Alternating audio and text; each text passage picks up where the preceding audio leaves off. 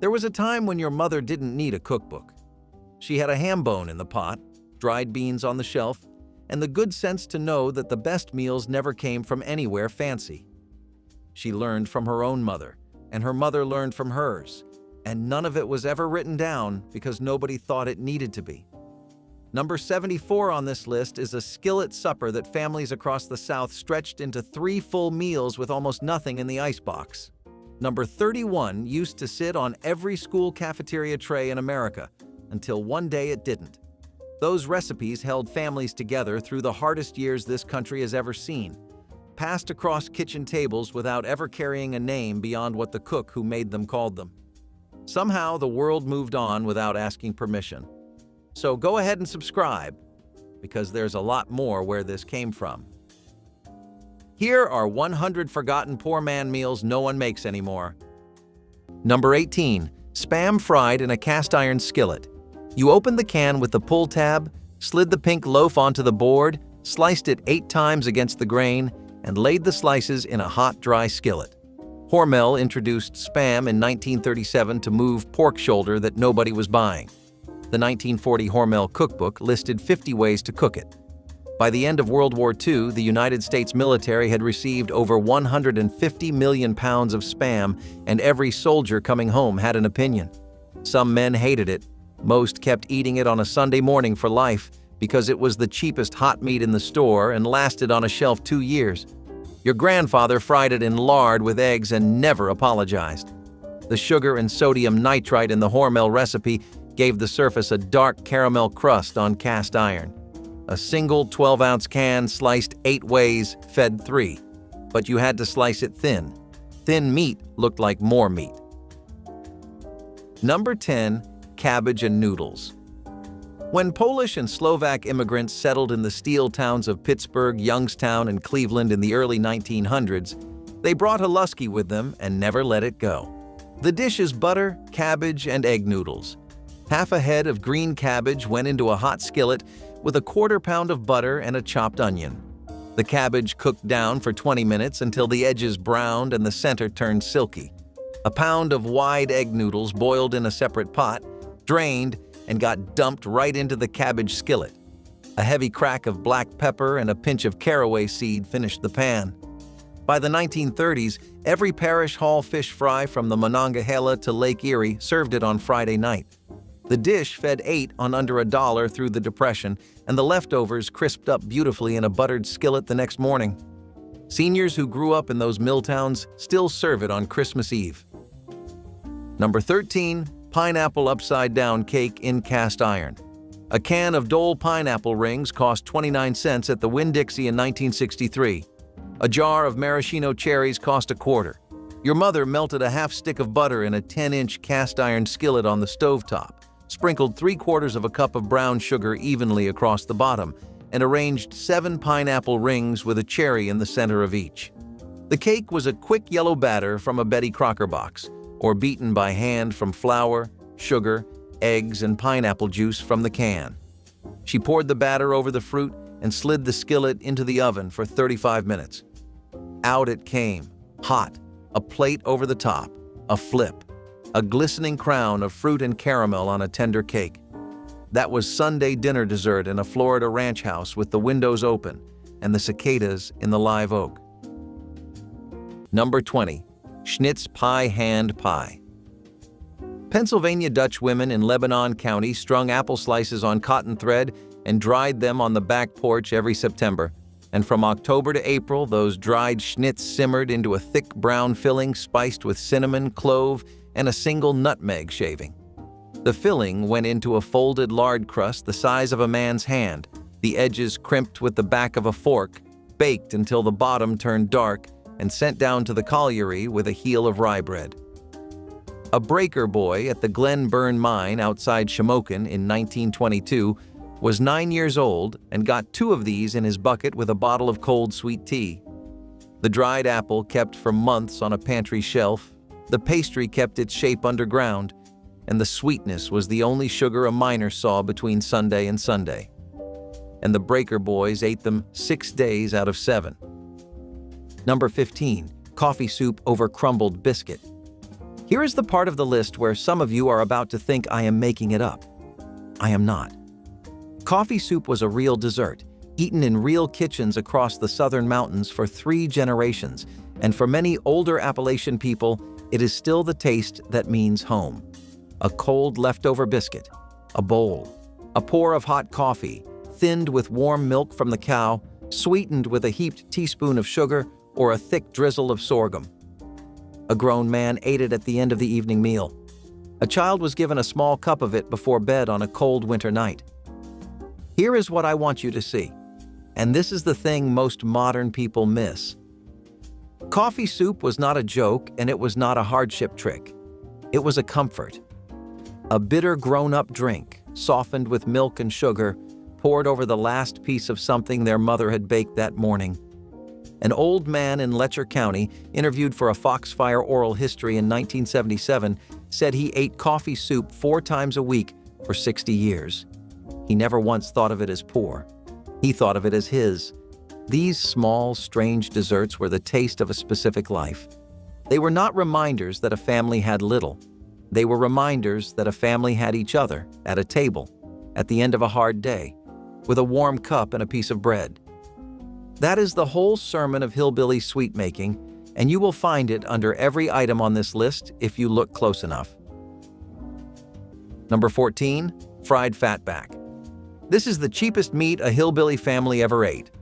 A pound of fatback, which is pure pork fat with a strip of salt-cured rind, cost 22 cents in 1973. You sliced it thin, laid the strips in a cold cast-iron skillet, and let them render slow over low heat. 10 minutes later, the fat was gone into the pan and the strips were curled, crisp and salty enough to season an entire plate of beans. Families in Mingo and Logan counties ate fried fatback beside a wedge of cornbread and a glass of buttermilk. The leftover grease in the skillet became the cooking fat for the next 3 meals. A quarter pound of fatback could flavor a whole week of soup beans. Here is the thing that surprised me when I first read the oral histories. The speed of these recipes was not an accident. It was survival logistics.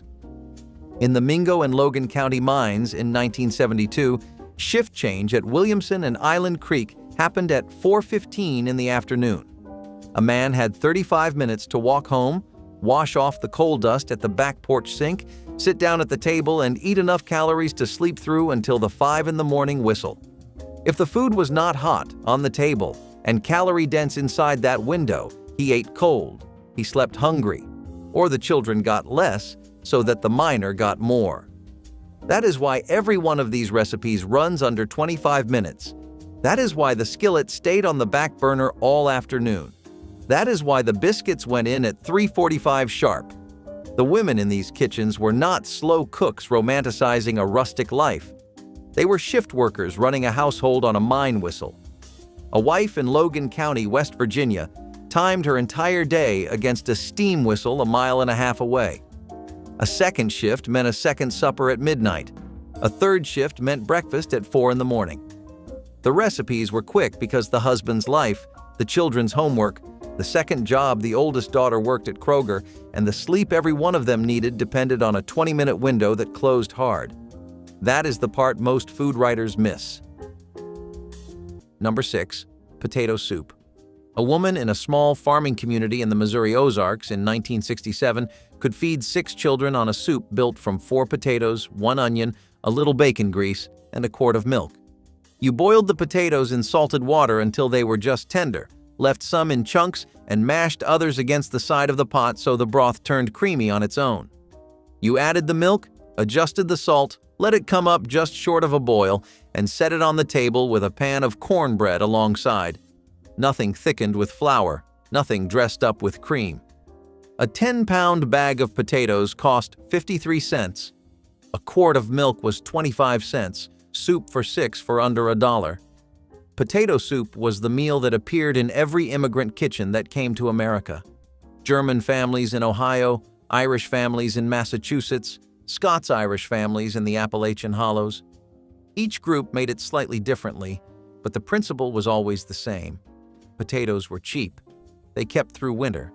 They could be stretched with milk and onion into something warm and filling enough to call dinner. The recipe adapted to what was on hand: bacon grease instead of butter, wild onions from the yard, a little flour stirred in if the broth needed body. You could not patent it. You could not brand it. It was just potato soup, and it was enough. 7-layer salad was as much about presentation as it was about flavor, a dish designed to show off the abundance of the American kitchen. Layered in a clear glass bowl, it became a visual feast with bright greens, peas, cheddar cheese, bacon, chopped eggs, and more stacked neatly on top of one another. The crowning glory was always a thick layer of mayonnaise or creamy dressing spread across the top, sealing the salad and keeping it fresh until served. It was a dish that encouraged gathering around the table because diners would scoop down through the layers, mixing textures and flavors with each serving. This salad often appeared at church picnics, barbecues, and holiday spreads, where it symbolized both generosity and creativity. It was hearty enough to serve as a main dish, especially in summers when people avoided heating the oven, yet simple enough to prepare with pantry staples. While modern diets might shy away from such heavy use of mayonnaise, 7-layer salad remains a nostalgic reminder of a time when presentation mattered and sharing colorful food was a form of pride. Number 2. Wacky cake. No eggs, no butter, no milk. In the 1950s, those 3 ingredients were the most expensive items in baking. A dozen eggs cost 60 cents. A pound of butter cost over 70 cents. Wacky cake needed none of them. You mixed flour, sugar, cocoa powder, baking soda, salt, vegetable oil, vinegar, and water right in the baking pan. No mixing bowl, no extra dishes, no creaming butter and sugar for 10 minutes with a hand mixer. You made 3 little wells in the dry ingredients, poured the wet ingredients in, stirred it together, and slid the whole pan into the oven. You baked it and got a chocolate cake that was moist, rich, and dark. The whole thing cost about 10 cents. It had been invented during the Depression when eggs and butter were luxuries that most families saw once a week at best. By the 1950s, it was the cake that poor families made for birthdays. A child in rural Indiana in 1956 blew out candles on a wacky cake and never knew it was any different from what wealthy children ate. The cake did not know it was made from poverty. It tasted like chocolate. It tasted like a birthday. Candle stubs melted together created new candles in homes where light after dark was necessity rather than luxury, and store-bought candles strained tight budgets. Families saved every candle stub, storing them in coffee cans until enough accumulated for melting.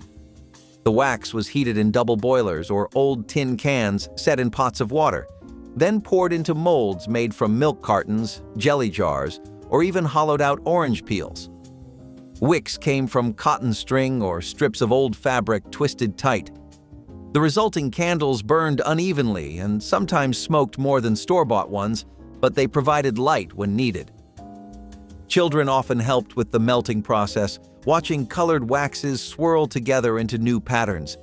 The practice required patience and care to avoid burns, teaching valuable lessons about heat, materials, and transformation. These homemade candles represented self-sufficiency, the understanding that light itself could be created from scraps others discarded. Water gravy was what came before everything else. Before sausage made it into the skillet, before milk made it into white gravy, before the post-war years brought enough prosperity to have a choice, there was water.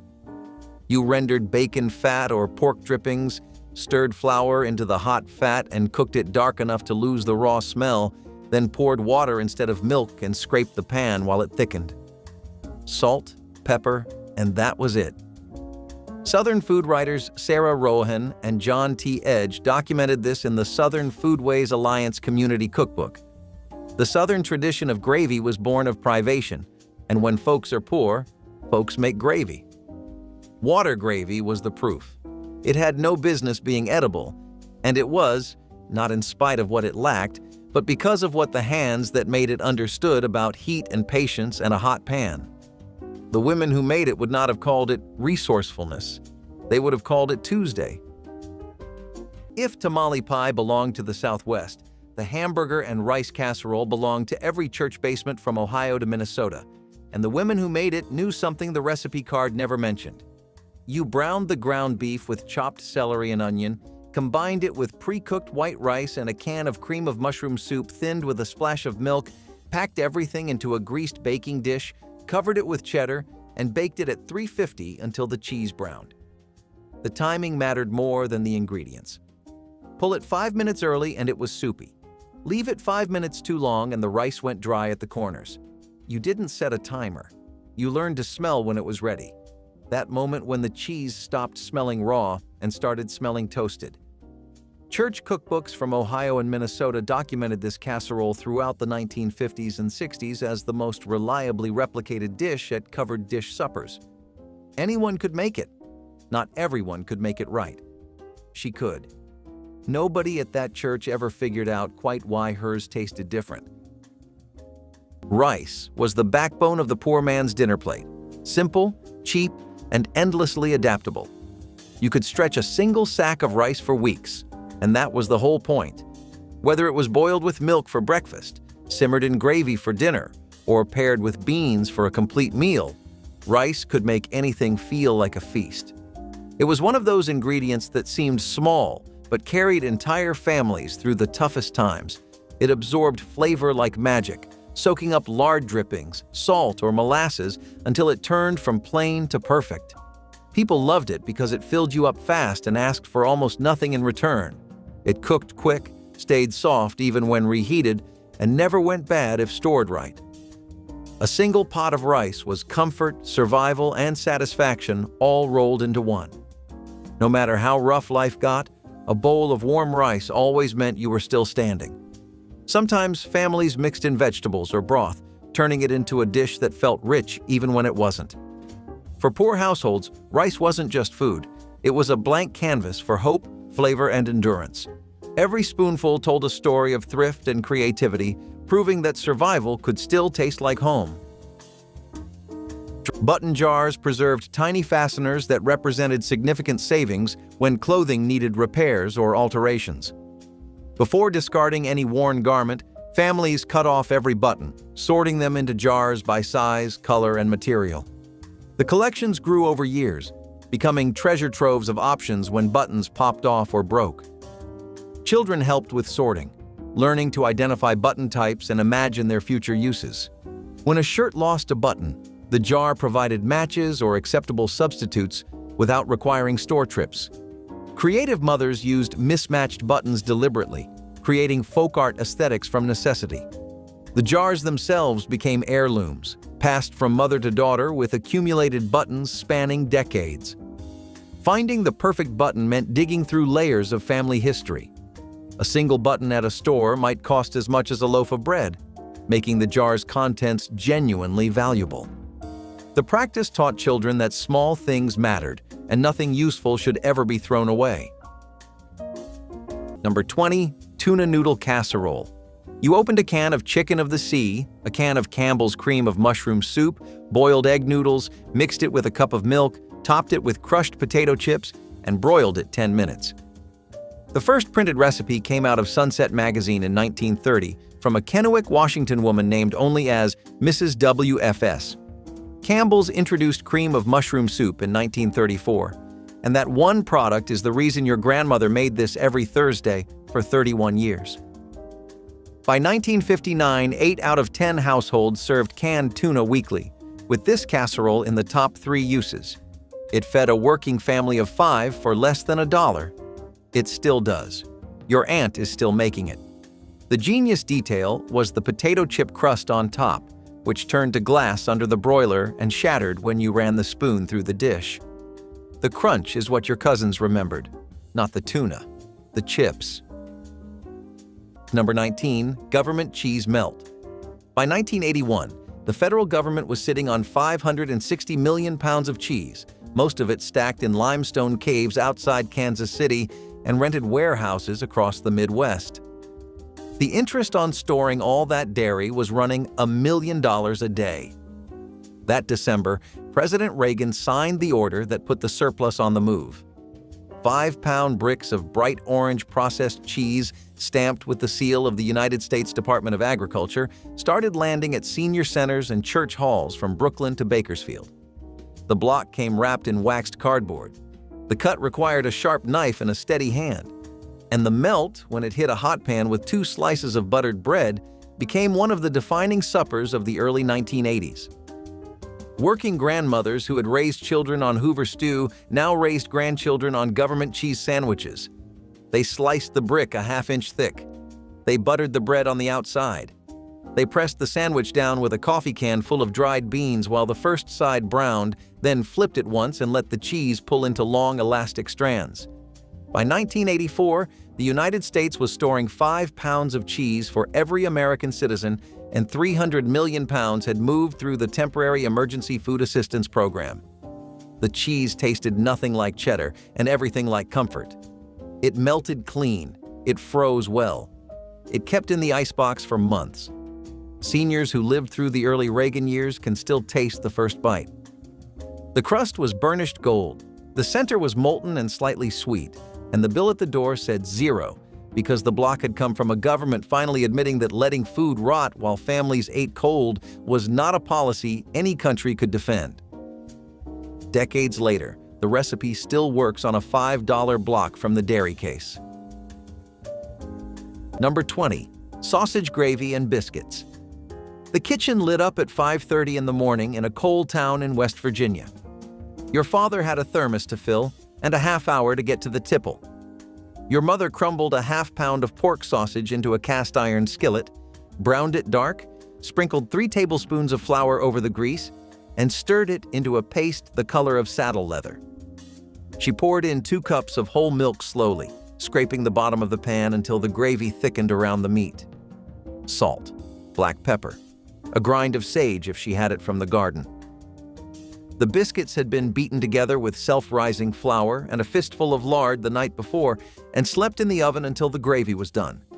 2 split biscuits on a thick white plate, gravy ladled over the top, and a man could carry a coal seam on his back until noon. Number 25. Cold lard sandwich on day-old bread. 2 slices of bread 3 days past, soft, a heavy spoon of white lard from the can the family kept beside the stove, a hard pinch of salt, and the whole thing wrapped in butcher paper. That was the lunch a hosiery mill hand in Burlington, North Carolina, carried 6 days a week through the worst of the 30s. The lard came home in a blue and white half-gallon bucket from the corner grocer, and when the lard was gone, the bucket held nails on the back porch for 20 years. You ate it slow because the salt did the work the meat could not. And your grandmother did not call it a sandwich. She called it a working dinner. It cost about 3 cents to pack, and it kept a man on his feet for a 9-hour shift on the second floor of a 4-story brick mill where the heat ran past 100 degrees from June to September. The bread came from a bakery on Main Street that sold day-olds for a nickel a loaf on Saturday. The wax paper she used to wrap each sandwich got smoothed flat and reused on Tuesday and Thursday, the way most things in that kitchen worked. The lard itself was rendered at home from the November hog, ladled into the same blue bucket year after year, and skimmed across the top like a cap of clean snow. It was the cheapest tablespoon of calories a poor woman could pack into her husband's pail, and it traveled through the Carolina Piedmont mills, the brickyards of Macon, the rope works of Charleston, and the lumber camps of the PD without spoiling, without crushing, and without complaint. A working dinner did not need to be good. It needed to be there at noon. Number 21. Blackberry jam cake with caramel icing. The blackberries came from the fence line at the back of the tobacco patch. Every July, a grandmother would send 5 or 6 children out with lard buckets tied around their waists with baler twine and tell them not to come back until every bucket had a dark, heavy bottom. She spent the next 2 weeks making jam. A quart jar held about 14 cents worth of sugar and a summer's worth of work. That jam went into the cake at Christmas. 3 layers, spiced with cinnamon, allspice and clove, buttermilk for tang, a full pint of blackberry jam folded into the batter. Over it all, a sheet of caramel icing poured hot so it set into a thin sugar shell you had to crack with the side of your fork. Every serious Kentucky grandmother had a jam cake recipe and she did not share it. Not in writing. Not even with her own daughters, some of them, until the day she knew she was dying. Number 16. Cat head biscuits. These were called cat head biscuits because they were the size of a cat's head, big and soft and pulled apart with two hands. In a coal camp kitchen in McDowell County, West Virginia, a woman named Mavis Blevins made 6 of them every morning before 5 when her husband left for the Pocahontas mine. 2 cups of self-rising flour, 1/3 of a cup of lard, 3/4 of a cup of buttermilk. She patted the dough out on a board dusted with flour, pinched off 6 equal chunks, pressed them flat with her palm, and slid them into a hot oven. 15 minutes later, they came out tall, golden, and shaped by a woman's hand instead of a biscuit cutter. Her husband took 2 in his lunch bucket every day for 19 years. She never once missed a morning. Now here is the part that most people miss about a coal camp kitchen. These biscuits were never only about breakfast. They were how a working wife told her working husband that she was still there, still awake at 4:30, still paying attention, even when the wage slip from the mine was thin and the company store ledger was thick. In Mingo, Logan, and McDowell counties, a cat head biscuit was a love letter baked in a skillet. The flour was 39 cents for a 5-pound sack. The lard was $4 for a 3-pound tub that lasted 6 weeks. The buttermilk was 29 cents a quart. A breakfast that cost less than a dime said something no greeting card could say. And that is why, when the children grew up and moved to Columbus or Cincinnati for the auto plant jobs, the first thing they asked their mothers to mail them was a cat head biscuit wrapped in wax paper and cold by the time it arrived. Number 23, cornmeal mush. On cold winter mornings across Iowa and Indiana, farmhouse kitchens smelled like nothing else. Your mother had started the pot the night before, stirring cornmeal into salted water over low heat until it thickened into something almost solid. By morning, it had set in the pan, and she sliced it cold, laid the pieces in bacon grease in the skillet, and fried it until the outside turned crispy and golden. You brought it to the table dripping with butter and maple syrup, or you ate it plain with nothing but salt. A 10-pound bag of cornmeal cost 53 cents in 1960. That bag could produce a week of breakfasts. In Amish and Mennonite communities across Ohio and Indiana, cornmeal mush stayed on the menu long after more prosperous times arrived, not because families still had to eat it, but because they had grown to love it. Jackson Cornmeal Mush, an Indianapolis company founded in 1896, sold the product pre-made in the refrigerated section of Midwest grocery stores for decades. Your grandmother knew what she was doing. The mush was better than the cereal in the box. Frozen fruit salad was a refreshing dish that perfectly suited hot summer days, requiring little more than a freezer and a few canned goods. Made by folding whipped cream or mayonnaise into a mixture of canned fruit, marshmallows, and sometimes nuts, it was spooned into molds or loaf pans before being frozen. Once sliced, it revealed colorful pieces of fruit suspended in a creamy base, making it both pretty and satisfying. Families loved it because it could be made ahead of time and served straight from the freezer, saving stress during big gatherings. In community cookbooks, frozen fruit salad was often promoted as a light dessert or a fancy salad to accompany savory meals at potlucks. Children enjoyed the sweet flavors, while adults appreciated its coolness and novelty. Its versatility allowed cooks to adjust the ingredients depending on what was on hand, whether it was cherries, peaches, or pineapple. Today, it may seem unusual to freeze something called a salad, but in its time, it was a clever, thrifty way to stretch ingredients and create a dish that delighted guests. Eggplant Parmesan casserole gave budget-minded families a taste of Italian-inspired comfort without the cost of imported ingredients. Slices of eggplant were lightly breaded, quickly browned in a skillet, and layered with canned tomato sauce, dried oregano, and a modest sprinkle of grated cheese. Baked until the sauce bubbled and the cheese melted, the dish emerged fragrant and hearty, ready to feed a hungry household. Because eggplant was plentiful in late summer and canned tomatoes were available year-round, the recipe fit perfectly into a thrifty meal plan. Many 1960s home cooks discovered it through community cookbooks that encouraged vegetable-centered dinners when meat prices rose. Served with a side of spaghetti or crusty bread, it felt festive enough for company while staying within a modest budget. The mild flavor of the eggplant absorbed the savory sauce beautifully, making each bite satisfying without the need for heavy amounts of cheese or meat. Eggplant Parmesan casserole quickly became a reliable favorite for families eager to stretch their food dollars while still offering something warm and flavorful. Coffee grounds, dried and reused for multiple pots, stretched precious coffee supplies in households where the morning cup was considered essential fuel for hard labor. Families would spread used grounds on newspaper to dry in the sun or near the wood stove, then store them for mixing with fresh grounds the next morning. A half-and-half mixture of fresh and dried grounds produced coffee that was weaker but still drinkable, effectively doubling how long a can of coffee lasted. Some families reused grounds up to 3 times, accepting increasingly thin coffee rather than going without entirely. The practice required timing and attention because grounds left too long would mold, wasting the entire batch. Men heading to factory jobs and women facing long days of household work needed their coffee, and this trick ensured they got it. The knowledge of exactly how many times grounds could be reused became household wisdom passed between neighbors and family members. Before the skillet was hot, you already knew what breakfast was going to be because there was a bowl of cold mashed potatoes in the icebox from last night's supper, and nothing in that kitchen went to waste. Leftover mashed potato cakes were the thriftiest alchemy the working kitchen ever managed. You packed yesterday's soft and plain into flat rounds with your palms, pressed them into a skillet of hot bacon grease, and waited.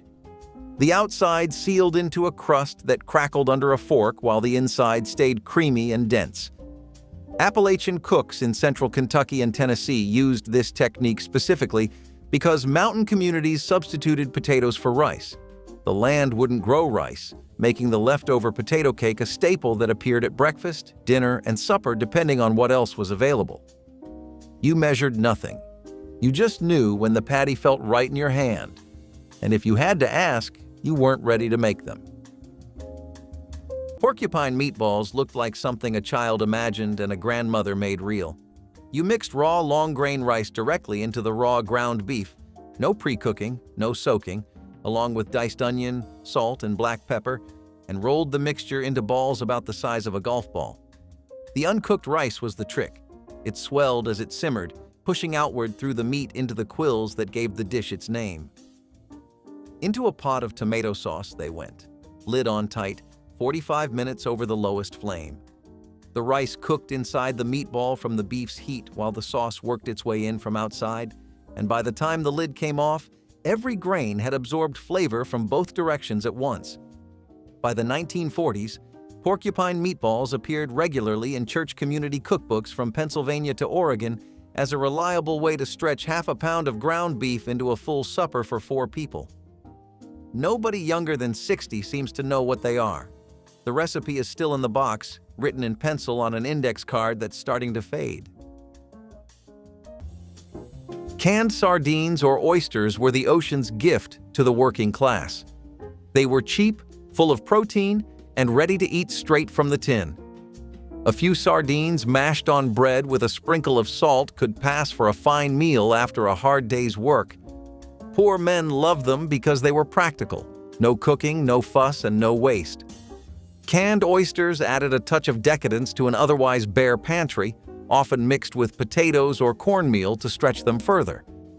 The salty smell filled kitchens with a sense of satisfaction that came from having something hearty, something real.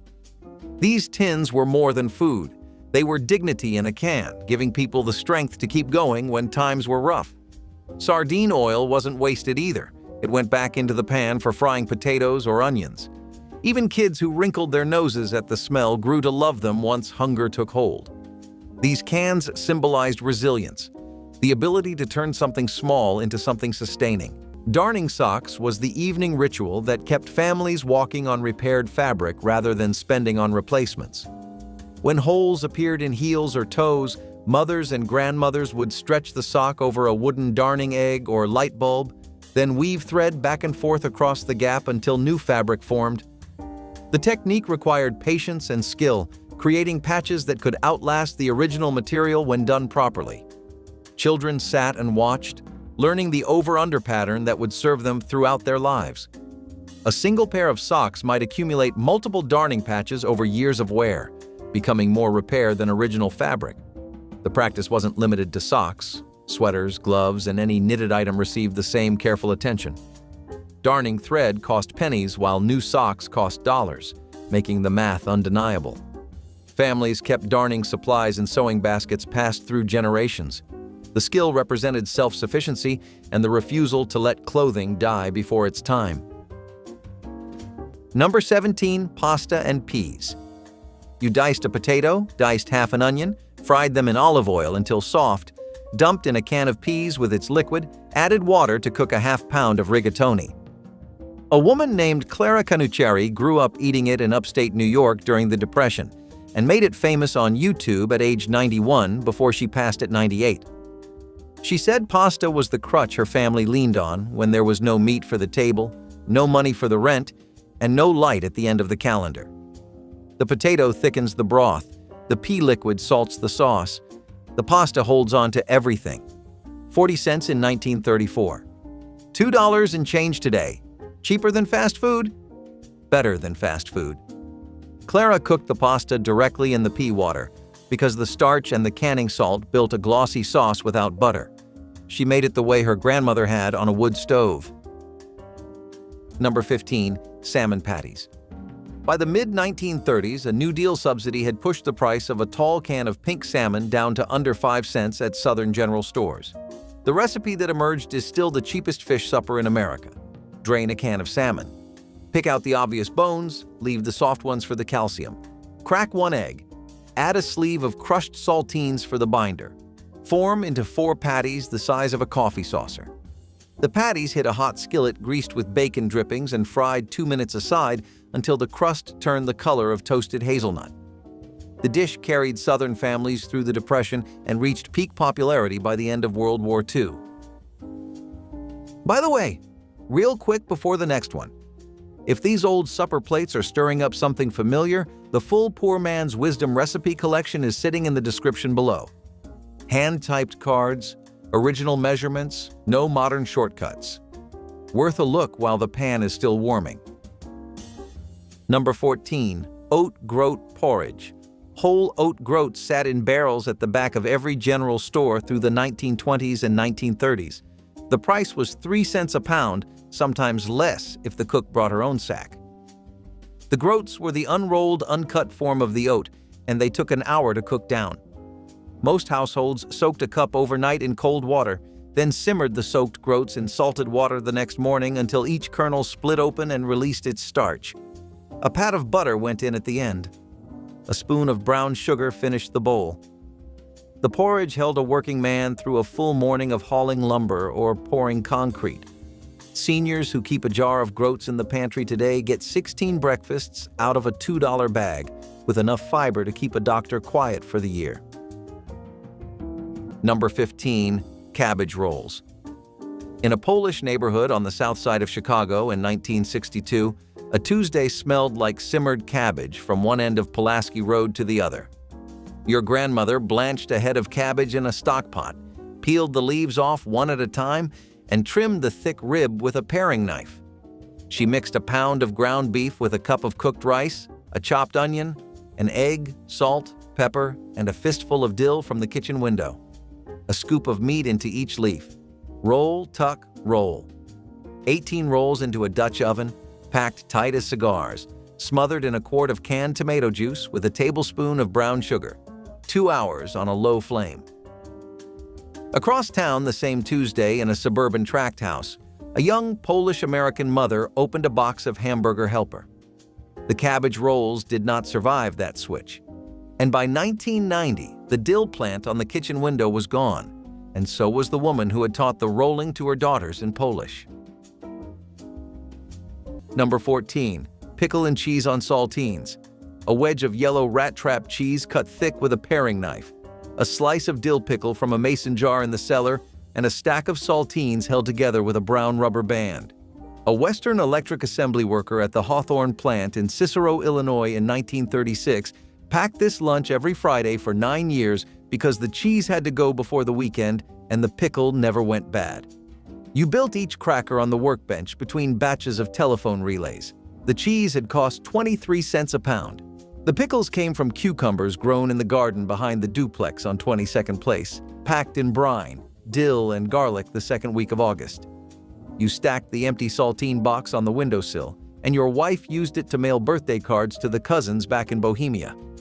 Nothing in that house was thrown out until it had failed at 3 different jobs. Number 18. Chess pie. Chess pie is what you make when you have almost nothing. A stick of butter, a cup of sugar, 2 eggs, a tablespoon of cornmeal, a teaspoon of vinegar, a splash of vanilla if you had vanilla, a pie crust because you could always manage a pie crust out of flour and lard. That is the whole architecture. It bakes into a gold, cracked top over a layer of something between pudding and candy. It is rich in the way a poor family's dessert is rich, which is to say, with the last of what was on the shelf used well. The Appalachian grandmothers who served chess pie at funeral dinners knew a quiet thing. A simple pie made from pantry scrapings says to a grieving family what a fancy cake cannot. It says, "I had you in mind. I stood in my kitchen and I thought of you." Venison backstrap with wild mushroom gravy was Christmas luxury harvested from November hunts and preserved for holiday feast. The backstrap was the tenderest deer cut, saved specifically for Christmas when families wanted something special. Hunters took their best bucks in late fall, field-dressed properly, and hung meat in cold sheds where December temperatures kept it fresh.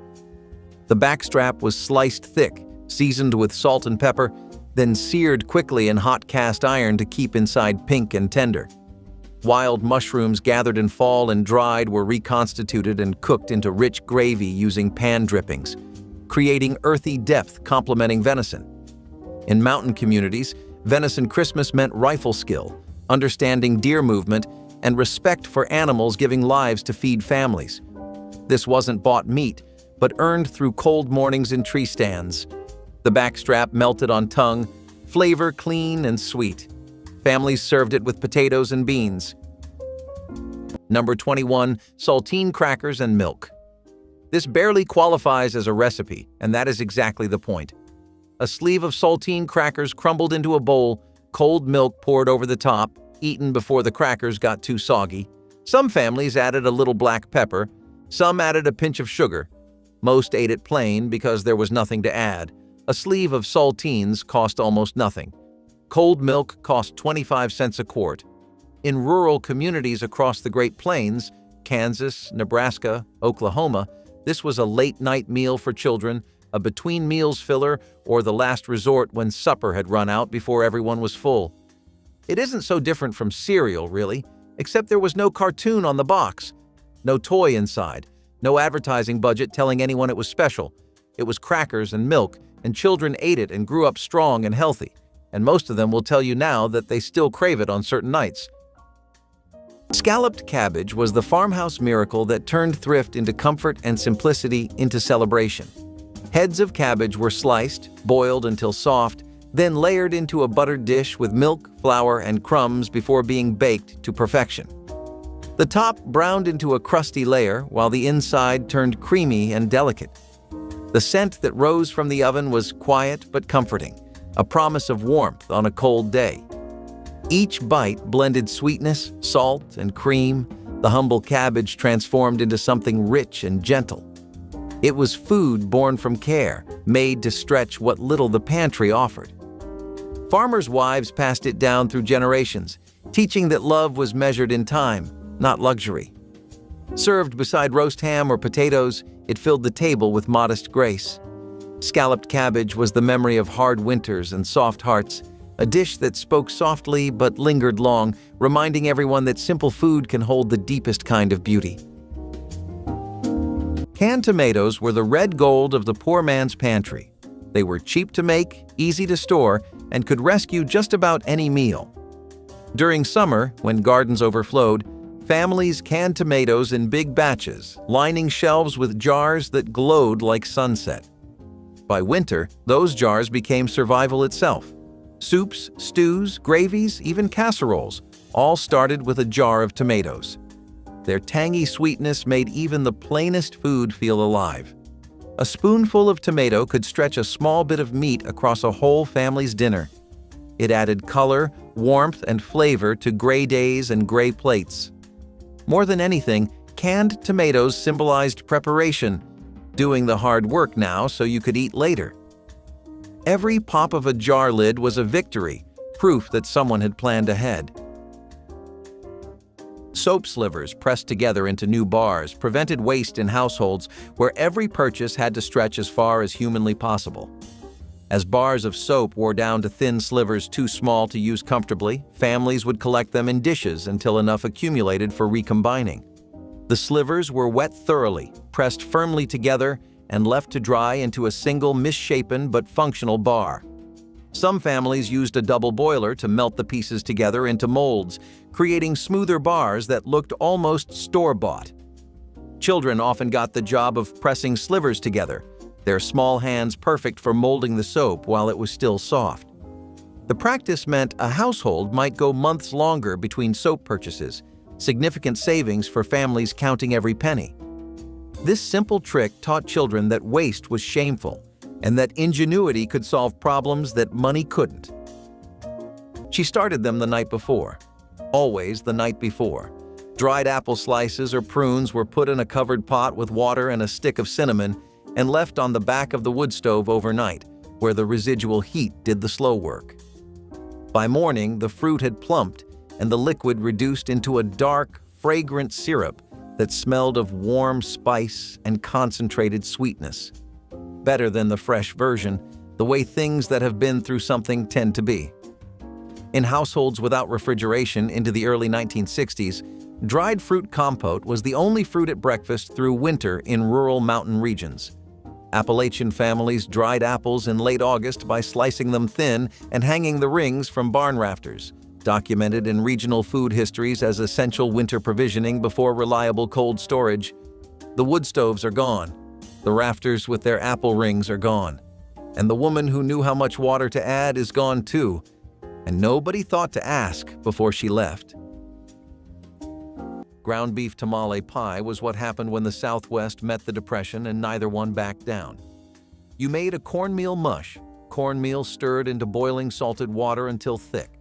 Spread half across the bottom and up the sides of a greased baking dish, filled it with spiced ground beef, onion, canned tomatoes, kidney beans, and chili powder, then spread the remaining mush over the top as a crust and baked it until the cornmeal firmed into something you could lift in wedges. Texas Extension Service bulletins in the 1930s documented tamale pie as a formal budget protein strategy, and it stayed in regular rotation through the 1960s across the South and Southwest. It was the working-class answer to the tamale, all the flavor of masa and spiced filling without the labor of wrapping individual portions. You knew it was ready when the crust went from wet pale to golden dry at the edges. Root cellar vegetables like turnips, carrots, and beets were the unsung heroes of survival.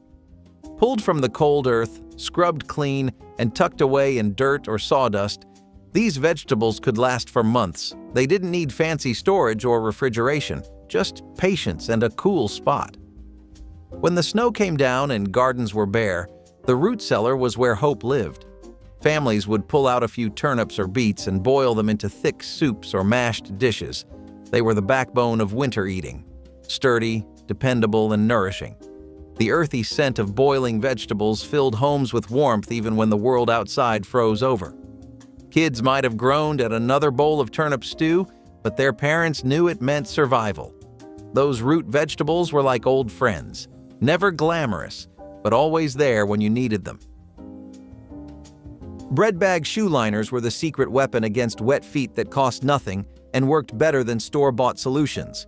When rain or snow threatened to soak through worn shoes, mothers would slip plastic bread bags over children's socks before putting their feet into shoes.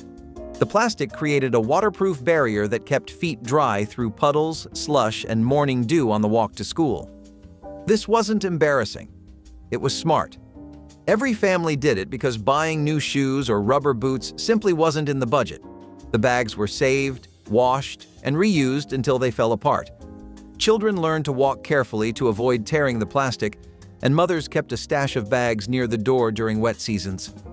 The hack worked so well that some families used it even when they could afford better options. It represented the practical wisdom of making do with what was already in the kitchen drawer. Today's waterproof socks cost $15. Back then, the solution was free and just as effective. Number 22. Mock apple pie from Ritz crackers. You broke up 36 Ritz crackers into a pie shell, poured a sugar syrup of water, sugar, lemon juice, and cream of tartar over the top, dusted it with cinnamon, and baked it for 30 minutes. What came out tasted enough like apple pie that grown men asked for seconds. Ritz hit shelves on November 21, 1934, at 19 cents a pound, and within 3 years they were the best-selling cracker in the world. Apples were expensive, crackers were cheap. The cream of tartar mimicked apple's tart bite, and the lemon did the rest. By the Second World War, Nabisco was printing the recipe on every blue cracker box. Your grandmother served it at church suppers. Nobody guessed, but you could only pull it off if you served it warm. Cold mock apple pie tasted like a soggy cracker, and that was the rule every Depression-era hostess passed down without writing it on the recipe card. Number 7. Dried apple stack cake. And then there is the cake the Appalachian Mountains built one thin layer at a time. Number 7. Dried apple stack cake. The cake came up out of Tennessee and eastern Kentucky in the late 1800s as a wedding cake for families who could not afford a fancy bakery. Every guest brought a single layer. The bride's mother provided the apple filling. The layers were thin biscuit-style discs of flour, lard, sorghum molasses, ginger, and buttermilk, rolled out the size of a dinner plate and baked one at a time on a cast-iron lid. The filling was a thick paste of dried apples that had soaked overnight, cooked down with brown sugar and cinnamon until it turned the color of cooled coffee. The baker stacked 6 or 7 layers with a heavy spread of filling between each. The cake sat under a tea towel for 2 days while the filling worked its way into the dry layers, and by the wedding morning, the whole thing had softened into something close to a moist gingerbread. By 1935, the recipe was a fixture at every harvest revival from the Cumberland Gap to the Smokies. The math made sense. A pound of dried apples cost a dime. A jar of sorghum cost a quarter. The flour and lard were already in the house. The cake fed 30 guests for under $1 and tasted nothing like a Depression supper, and everything like a celebration. Seniors today still bake it for October birthdays. The trick, the old mountain bakers said, was patience. A stacked cake eaten the day it was assembled was a dry biscuit with jam between the layers. A stacked cake eaten 3 days later was the finest dessert a poor kitchen ever produced. Number 25. Fried bologna sandwich. A pound of Oscar Mayer cost 43 cents at the IGA in 1963, and 1 pound fed a working family of 5 for 2 days. The trick was the cut. You slit the rim of each slice in 4 places with the tip of a paring knife so the bologna would not curl into a bowl in the skillet. Your mother fried it in a 1/4 inch of bacon grease until the edges blistered brown and the center puffed up like a cushion. 2 slices on white bread with mustard and a leaf of iceberg, and that was supper. The sandwich was Indiana lunch pail food, Pittsburgh shift change food, and after-school food across every working-class kitchen in the Midwest. What most people miss about a fried bologna sandwich is that it was the dignified version of nothing. It said you had bread, you had grease, you had meat, and you had a hot stove. And mothers made it for husbands coming home from the 3rd shift at 4 in the morning with the radio on low so the children would not wake. It tasted like the pay envelope had finally cleared. Number 21. Boiled potato and salt in wax paper. A single Idaho potato boiled the night before in the same iron pot the family used for everything else, salted heavy with the rough kosher kind, and folded into a square of wax paper. A textile spinner at the Beaumont Mills in Spartanburg in 1934 ate one for lunch every weekday for 11 years. Her pay was $9 a week and her kitchen had no icebox until 1939. You carried your potato in a flour sack folded twice over, and you ate it lukewarm on the loading dock with the other women. Sometimes there was a pat of butter pressed into the center, sometimes a strip of cold bacon, sometimes a wedge of onion. But most days there was just salt and the potato. The potato cost a penny at the company store. That was your lunch from the day she started in the carding room at 14 until the day the spindle took her right index finger. Number 16. Persimmon pudding. Wild persimmons are not friendly fruit. Bite into one before the first hard frost and your mouth will turn inside out. But wait for the frost. Gather the soft orange fruit off the ground under the tree. Push the pulp through a colander to get the seeds out. And suddenly you have a sweet, dark, honey-flavored mash that tastes like the woods in October. The grandmother in Wise County, Virginia, stirred the pulp into a batter of flour, sorghum, buttermilk, an egg, and a spoon of soda. She baked the pudding in a sheet pan over a slow fire for 90 minutes. It came out dense, dark brown, slightly spongy. Cut into squares, eaten warm with a pat of butter melting into the top.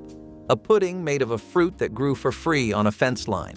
30 cents worth of flour. Nothing else needed buying. Number 15. Ramp and potato hash. In April, when the ramps came up in the hollows of Randolph County, West Virginia, a hillbilly cook would walk the ridge with a burlap sack and come home with a pound of green leaves and white bulbs that smelled like onion and garlic hit with a hammer. She diced the ramps fine, tossed them into a skillet with cubed potatoes and a spoonful of bacon grease, and cooked the whole pan for 11 minutes. You could smell it from 3 houses down. Ramp and potato hash was a free meal because the ramps cost nothing and the potatoes were a nickel a pound. It was the taste of spring in a coal camp, and for many families it was the first hot green meal after a long winter of dried beans and canned tomatoes. Celery and cheese soufflé brought elegance to an inexpensive vegetable that most people considered only a snack or soup ingredient. Finely chopped celery was sautéed with a bit of butter and folded into a fluffy base of beaten eggs and grated cheese before being baked until the top rose and browned. Despite its sophisticated appearance, the ingredients were simple and affordable, making it a popular choice for dinner parties on a budget. The soufflé delivered a gentle crunch from the celery against the airy texture of the eggs, surprising guests who expected something plain. Because the recipe relied on pantry staples like milk, eggs, and a small amount of cheese, it fit perfectly into the frugal cooking philosophy of the time. Home cooks loved that it felt fancy without requiring costly ingredients or specialized equipment. Served with a crisp salad or a slice of toasted bread, this dish turned an ordinary evening into a special occasion and demonstrated how a humble vegetable could take center stage in a memorable meal. Number 23. Dried corn soup. After the last ears of summer corn came off the stalks, women across the hill country of Pennsylvania and West Virginia cut the kernels thin and laid them out to dry on old window screens set in the sun. By October, the kernels had shriveled to hard, pale chips with a concentrated sweetness that fresh corn never had. Come November, a handful went into a pot of water with a piece of side meat, an onion, and nothing else. The pot simmered all afternoon while your grandmother worked at something else. By supper, the dried kernels had swollen back up and turned the broth milky and thick. In Lancaster County, Pennsylvania, among Mennonite and Pennsylvania Dutch families, this was called dried corn soup, and it appeared every winter without fail. The flavor was not like canned corn. It was deeper, almost nutty, the way something tastes when summer has been cooked down to its most honest form. One pot. No stove skill required beyond patience. The women who made it were alive to the fact that summer did not last. They made it last anyway. Cucumber vinegar salad was a refreshing Depression-era side dish that added brightness to otherwise plain meals. Cucumbers were easy to grow in home gardens, and when combined with vinegar, water, and a pinch of sugar or salt, they became a simple but flavorful salad. Thinly sliced and chilled if possible, the cucumbers soaked up the tangy brine and provided crunch. For families living on beans, bread, and potatoes, this salad was a welcome change in texture and taste. It required almost no cooking, which was another benefit when fuel and time were scarce. Often served in large bowls at supper, it gave the sense of a fresh vegetable dish without requiring expensive ingredients. Sometimes onions or dill were added, but the core recipe was basic and thrifty. For many households, cucumber vinegar salad was a reminder that gardening and resourcefulness could provide something close to luxury in the hardest times. spoonfuls.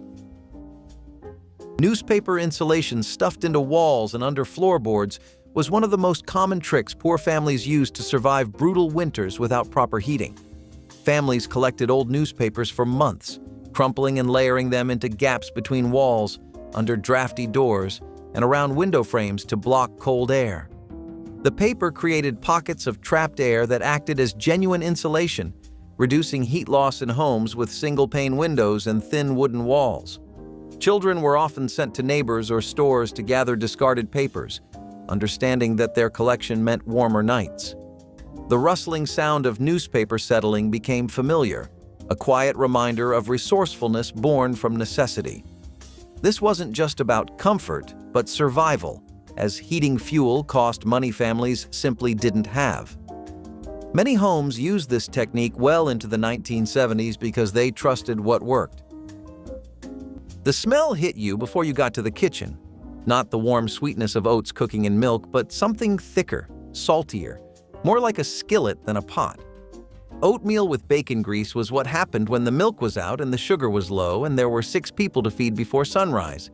You cooked the rolled oats in plain water, no dairy, no sweetener, and when the pot came off the stove, you dropped a spoonful of saved bacon fat into the bowl and sprinkled coarse salt over the top. The fat melted in rings across the surface. In mill towns across Tennessee, West Virginia, and the Ohio Valley in the 1960s, this was the standard weekday breakfast for households where the husband left for a 6 a.m. shift and the family ate whatever was fastest and cheapest. The grease gave the oats a savory depth that plain water never managed, and the salt sharpened every bite. Children who grew up eating it this way never quite trusted the sweet version. It tasted like something was missing. Calico beans were the casserole that showed up at every Midwest potluck from the 1960s onward and never came with an explanation because anyone who needed one wasn't the right audience. You browned ground beef with bacon cut into small pieces, then added 3 or 4 types of canned beans, kidney, navy, butter beans, sometimes baked beans straight from the can, and stirred everything into a sauce of ketchup, brown sugar, dry mustard, and apple cider vinegar. The combination sounded improbable until it hit the pot, at which point it was obvious that pork fat and brown sugar and 4 kinds of beans had always been meant to be together. It baked low and slow until the sauce thickened and every bean had absorbed everything around it. Versions appeared in Pillsbury Bake-Off community submissions in the late 1960s, and Midwest church cookbooks of that era document it so widely that the origin has been absorbed into the community itself. You brought it in a brown baking dish wrapped in a dish towel to keep it warm. Everyone came back for more. Nobody left with leftovers. Coffee substitutes like chicory or roasted barley were what got people through mornings when real coffee was out of reach. Poor men brewed whatever they could find to mimic that comforting bitterness. Chicory root was dug up, roasted dark and ground into powder, while barley or wheat was toasted and boiled until it gave off that roasted smell everyone craved. It wasn't perfect, but it was close enough to keep spirits high. Those makeshift brews filled kitchens with warmth and gave workers the strength to face another long day. You didn't drink it for caffeine. You drank it for comfort, for routine, for that feeling of normal life in uncertain times. Each cup was a quiet rebellion against hardship, proof that even when money ran out, resourcefulness never did. It was a small daily ritual that gave structure to days that often felt uncertain. The sound of the kettle, the smell of roasted grain, it all reminded families that they still had control over something. Even without real coffee, they still had mornings worth waking up to, moments of warmth and peace in the middle of struggle. Soap sliver pressing was the bathroom alchemy that ensured no fragment of purchased soap ever went to waste. When bar soap wore down to thin slivers too small to grip, families collected these scraps in jars kept near the sink. Once enough accumulated, mothers would wet the slivers and press them together firmly, molding them into new usable bars. Some heated the scraps in small amounts of water, then poured the mixture into molds to create uniform bars. Others simply pressed wet slivers onto new bars, fusing them together. Children learned this practice young, understanding that throwing away even the smallest soap piece meant wasting precious money. The recycled bars worked just as well as new ones, lathering and cleaning without any difference. This hack represented the fundamental philosophy of waste, nothing that governed poor households. A single purchased bar could effectively become 2 or 3 through careful sliver collection. The practice saved pennies that accumulated into dollars over months of bathroom thrift. Number 23. Tomato soup cake. You measured a can of Campbell's condensed tomato soup straight into the mixing bowl, and you got a spice cake out of the oven that nobody could place. The recipe showed up in community cookbooks around 1928, when eggs and milk were too expensive, and the soup did the work of dairy. The cake came out moist and dense, with a cinnamon and clove crumb that tasted like a campfire spice cake. Campbell's started printing the recipe on the soup label in 1960. Your great-aunt frosted it with cream cheese, served it on a Sunday plate, and let your uncle ask 3 times what kind of cake it was. She never told. The tomato acid activated the baking soda and gave the cake a tight crumb you cannot get with milk. The genius was always the sleight of hand. Nobody at the table knew they were eating a soup can. Number 21. Navy bean soup. Senate dining rooms have served navy bean soup every day since 1903, and the recipe has barely moved in over a century. A pound of dried navy beans soaked overnight, a ham hock from the smokehouse, an onion chopped fine, water enough to cover by 3 fingers. The pot sat on the back burner for 3 hours while the beans gave up their starch and the ham gave up its salt. Out in the Depression-era heartland, the same pot was the Friday supper that carried families through to Sunday. The beans cost 9 cents a pound. The hock came free with the side of pork. Seniors today get 4 meals out of a single batch, with enough left to freeze a quart for the week the gas bill comes due. Number 12. Sloppy Joes from scratch. There was no manwich in 1962.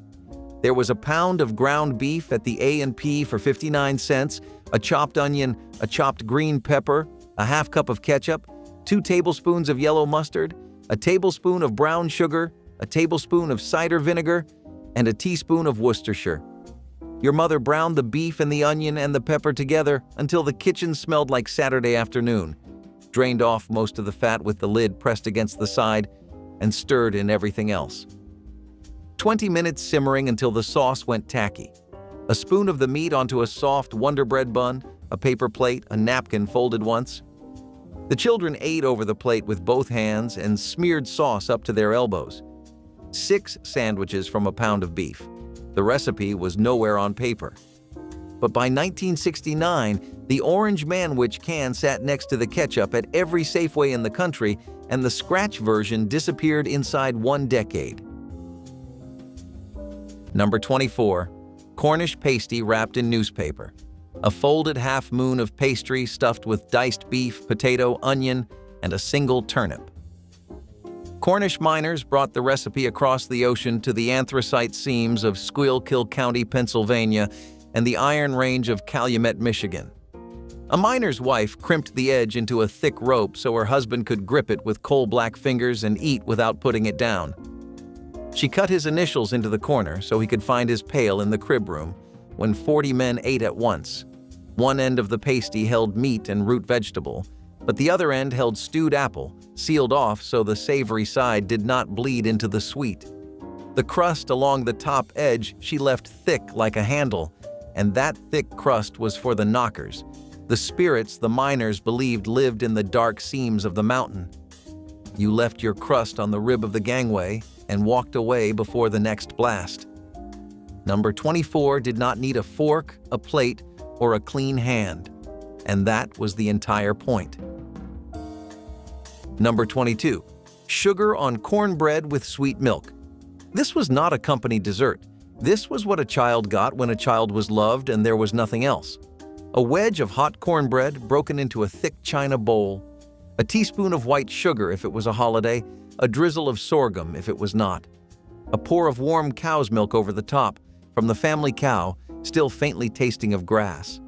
The child ate it with a big spoon, sitting on a kitchen chair that was too tall, legs swinging. In Knott County, Kentucky, this was called cornbread and sweet milk. In Letcher County, they called it crumblings. In parts of West Virginia, they called it cornbread soakey. The name depended on the ridge. The feeling was the same. You do not forget the first time someone hands you something warm and sweet and tells you it is all for you. Number 7. Red-eye gravy and country ham. The country ham slice came out of the smokehouse, salty enough to make your eyes water.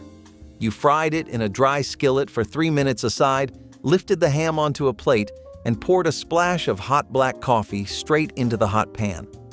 The coffee loosened the ham drippings and turned them into a thin, mahogany-colored gravy the miners called red-eye, because it looked like a tired eye staring back at you from the plate. In a shotgun house in Mingo County, this was served over hot biscuits or a pile of grits. 12 minutes, start to finish. The ham was a Christmas gift from a cousin in Grundy.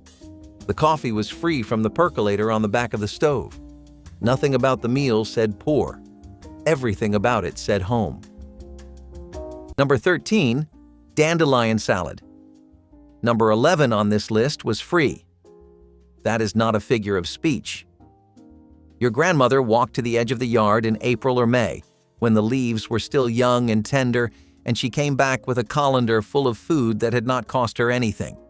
She tore the dandelion greens into a bowl, cut up some green onions, maybe laid a few slices of hard-boiled egg on top. Then she fried a couple strips of bacon in a skillet, pulled them out, and poured the hot drippings right over the greens with a splash of vinegar. The heat wilted the leaves just slightly, and the dressing came together in the bowl. In farm communities across Ohio, Indiana, and the Ozarks, this salad was on the table every spring, the first fresh green thing after a winter of canned vegetables and dried beans. It was vitamin-rich, and it was free. You didn't buy it. You found it. And it tasted like the whole winter was finally over. Number 6. Vegetable beef soup. A soup bone, cracked by the butcher at no charge if you asked. A handful of whatever vegetables were in season from the garden or the root cellar. Potatoes, carrots, whatever onions remained. A can of tomatoes if you had it, water if you did not. Into a single heavy pot, covered and simmered for 3 hours on the back of the stove while the family went about the morning. By noon, the bone had surrendered everything it had, and the scraps of meat that had clung to it had fallen into the broth in dark, tender threads. In the farming communities of the Great Plains, from the panhandle of Oklahoma up through the sandhills of Nebraska, this was the soup that appeared in January and February when the garden was long gone and the root cellar was being eaten through carefully. A woman with one soup bone could feed 8 people. She didn't think of this as resourcefulness. She thought of it as Tuesday, good, alive with warmth, better than going cold. Zucchini tomato layer. Bake turned overflowing summer gardens into a warm and colorful family meal that fit any budget. Thin slices of zucchini were alternated with canned tomatoes inside a buttered casserole dish, sprinkled lightly with breadcrumbs and a handful of grated cheese. As it baked, the vegetables released their juices, blending with the cheese to create a savory sauce that required no extra effort. This dish became a staple during peak harvest months, when zucchini was plentiful and nearly free from backyard gardens or neighborhood swaps. Home cooks appreciated how easily it adapted to what they had on hand, allowing the addition of fresh herbs or a scattering of leftover rice to make it more filling. Served hot with crusty bread, it offered a complete vegetarian supper that satisfied even the most dedicated meat eaters. The simple preparation, bright flavors, and low cost made it a dependable recipe that graced countless 1960s dinner tables, celebrating the abundance of late summer produce while keeping grocery bills comfortably low for hardworking families. Lard saved from cooking was never discarded, but stored in old coffee cans and repurposed for everything from seasoning cast iron skillets to moisturizing cracked winter skin. Poor families understood that rendered fat from bacon, pork chops, and roasted meats was liquid gold that shouldn't go down the drain. The lard was strained through cheesecloth to remove food particles, then stored in cool pantries where it solidified into clean white fat ready for countless uses. Women rubbed it on their hands after washing dishes in harsh water, smoothed it on children's chapped lips during cold months, and even used it to condition leather boots and saddles. The fat also worked as a lubricant for squeaky hinges, stuck zippers, and stubborn drawer slides. Nothing went to waste in these kitchens, and the coffee can of lard became as essential as salt and flour. This practice connected families to older generations who understood that survival meant finding multiple uses for every single resource available. She called it toad in a hole, and you never heard that name anywhere else. You cut a circle from the center of a slice of bread with the rim of a glass, or a biscuit cutter if she had one, your thumb pressing down if she didn't, then laid the bread flat in a buttered pan, cracked an egg directly into the hole, and waited. The bread fried golden while the yolk cooked through, the whole thing coming out in one piece if you got the heat right. The trick was temperature. Too low and the bread went pale and greasy, too high and the egg set before the toast colored. And the only way to learn was to stand next to her and watch. Depression-era cookbooks listed it under names like Egg in a Frame and One-Eyed Sam, but in this kitchen it had whatever name the woman who made it first had given it. It cost 1 egg and 1 slice of bread. In those 1960s kitchens, that was not nothing. Today, it's $12 on a brunch menu, which would have made her laugh. Hamburger gravy over mashed potatoes showed up on the table when the week had run long and the money had run short, and it still felt like Sunday. You browned the ground beef in cast iron, worked a spoonful of flour into the meat, added water or thin milk, and let it bubble into a dark, thick gravy, scraping every caramelized bit off the bottom of the pan because those bits were the whole flavor. During the Depression years, when ground beef ran about 12 cents a pound at the corner butcher, this dish stretched a single purchase across 2 or 3 suppers. The potatoes went down first, hand-mashed with butter, and the gravy found every edge. She's gone now, and nobody has made pan gravy from scratch in that kitchen since the day she stopped cooking. Flour barrels were the throne of every kitchen, the one thing no home could function without. A big barrel of flour in the corner meant security. It meant bread, dumplings, biscuits, and gravies for days. Poor men guarded their flour like treasure because 1 scoop could mean breakfast for the family. When you opened the lid and saw a fine white cloud rise, it felt like hope itself. Housewives made biscuits on wooden boards, cutting circles with cups when they had no proper tools. Dumplings floated in broth like little clouds, thickening soups that could stretch another night. Flour was also the base for gravy, that golden miracle that turned scraps into feasts. The smell of hot flour and fat cooking together was as close as you got to luxury on a poor man's plate. It was simple, practical, and pure, proof that even the most basic things can hold a kind of sacred power when times are hard. The barrel stood as a silent promise that tomorrow's meal was already halfway there. Coffee grounds, reusing stretched morning routines across multiple days. When buying fresh grounds meant choosing between coffee and other necessities. Families would brew their grounds twice, sometimes 3 times, accepting progressively weaker cups rather than waste any potential flavor. The first brew was reserved for working adults who needed strength for labor. The second brew went to older children or was mixed with chicory to maintain body. Used grounds found second lives beyond the pot, spread in gardens as fertilizer, used to scrub greasy pans, or scattered to deter pests from doorways. Some families dried and stored used grounds, mixing them half and half with fresh grounds to double their supply. The weaker coffee became normal, and children grew up not knowing any different. This wasn't about taste preferences, it was about mathematics. 1 can of coffee lasting 3 weeks instead of 1 meant money for other essentials. The grounds never went to trash until every possible use had been extracted. Number 15. Water pie. You whisked 1.5 cups of water, a cup of sugar, 2 teaspoons of vanilla, 4 tablespoons of flour, and 4 pats of butter, then poured the lot into an unbaked shell. The first printed recipe ran in California in 1886, but the dish came back during the Depression when cooks had no eggs, no milk, and no excuse to skip dessert. The flour and the sugar set the water into a gelatinous custard in the oven, the butter floated to the top in beads of yellow, and the whole thing sliced clean once it cooled. Your great-grandmother served it at a wake in 1934 in West Virginia. Nobody knew it was made of water. They asked her for the recipe. She just smiled and lied. The chemistry is sugar binding water into syrup, then flour, gelating it into a sliceable solid past 200 degrees. You do not need to know any of that to bake one. You just need to trust the oven for 45 minutes and walk away. Number 12. Ham bone soup. This soup is the second life of every Easter ham, and Depression-era kitchens knew exactly what to do with the bone the moment the last slice came off. The bone went into a stock pot with a gallon of cold water, a bay leaf, a quartered onion, and whatever beans the cupboard offered, usually Navy or Great Northern. The pot simmered 4 hours on the back of the stove until the marrow loosened and the meat that clung to the joint surrendered into the broth. A diced carrot and a stalk of celery went in for the last hour.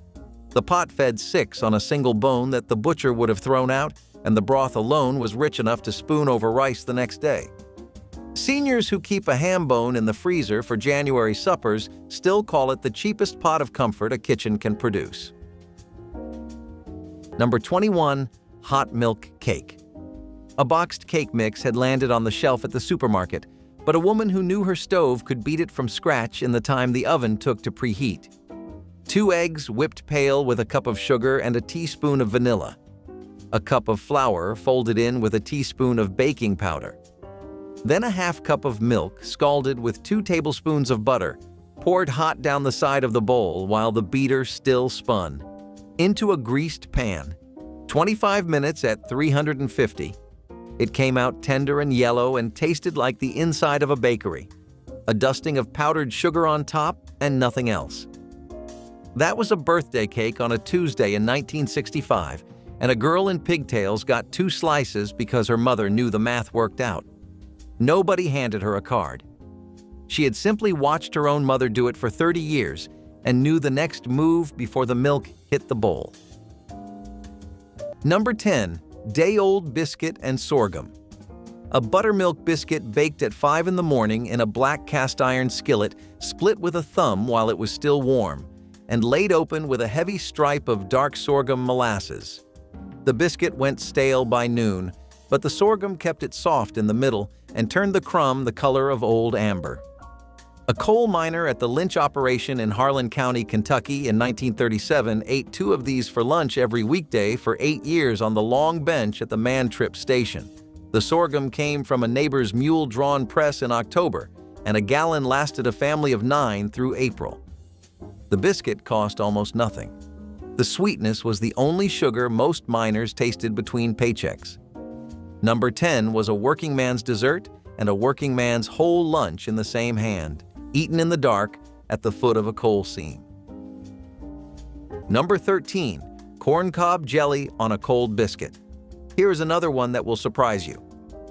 After supper in September, a hillbilly woman did not throw her corn cobs to the hogs. Not yet. She boiled 6 cobs in a pot of water for a full hour, strained out a pale amber liquid that smelled faintly of corn silk, added sugar and a box of powdered pectin, and poured it into jelly jars. Corn cob jelly, mock honey. Poor woman's gold.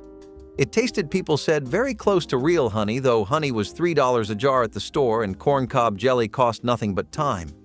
Spread thick on a cold split biscuit, warmed briefly on the stovetop, it was a real dessert at breakfast. A family in Pike County, Kentucky, put up 40 pints of corncob jelly every fall in 1953. They ate the last jar in May. Not one of the 8 children ever knew they were eating cobs. Number 5. Cracklin' cornbread. When you rendered a pound of fat back, the pieces that stayed behind in the skillet, crisp and brown and crunchy, were the cracklins. A hillbilly cook in East Tennessee would crumble those cracklins into a bowl of cornbread batter before it went in the oven. The bread baked up golden with crisp, salty pockets of pork fat throughout. You split a wedge, slathered it with butter, and ate it beside a bowl of soup beans. The cracklins cost nothing. They were the byproduct of a recipe you had already cooked. In a coal camp kitchen, nothing was ever wasted, and cracklin' cornbread was the proof. A single pan fed 8 people for pennies. It was cheap, it was powerful, and it was one of the richest things a poor family ever baked. Pickled watermelon rinds turned what many would throw away into a sweet, sour preserve that families treasured during the Depression. When fresh fruit was too precious to waste, thrifty homemakers saved the tough white rind of watermelons. These rinds were boiled with sugar, vinegar, and spices until they softened and took on a tangy sweetness. Stored in jars, they became both a condiment and a dessert, brightening up otherwise bland meals. Children loved them for their unexpected flavor, and adults valued how nothing went to waste. Victory gardens often produced watermelons, and in households where money was scarce, even the rinds had value. Pickled watermelon rinds were served alongside beans, bread, or meats when they could be found, making ordinary meals feel more lively. Many families kept recipes for these preserves, passing them down as reminders of how every scrap could be used. The dish was both resourceful and flavorful, embodying the resilience that defined Depression-era cooking. Parsleyed potatoes were proof that simplicity could sparkle. Small new potatoes were boiled until tender, then rolled through a bath of melted butter until their skins shone. A generous handful of fresh parsley was tossed in at the end, its bright green flecks turning the humble dish into something quietly festive. The scent rose warm and buttery, a gentle promise of comfort that drifted from the kitchen to the table. Each bite was soft, salty, and clean, a small pause between the heavier flavors of gravy and roast. They were never the centerpiece, but they grounded every plate, steady, dependable, and full of quiet charm.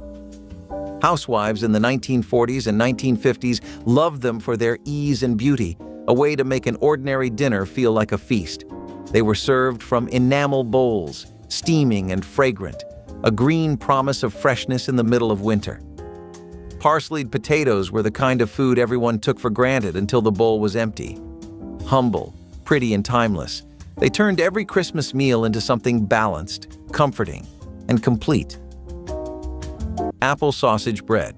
Pudding married sweet and savory flavors in a way that perfectly captured the experimental spirit of the 1960s kitchen. Day-old bread cubes soaked up a custard of milk and eggs before being mixed with diced apples and small bits of sausage for richness. The dish baked until the top turned golden and the apples released their gentle perfume, filling the home with an inviting scent.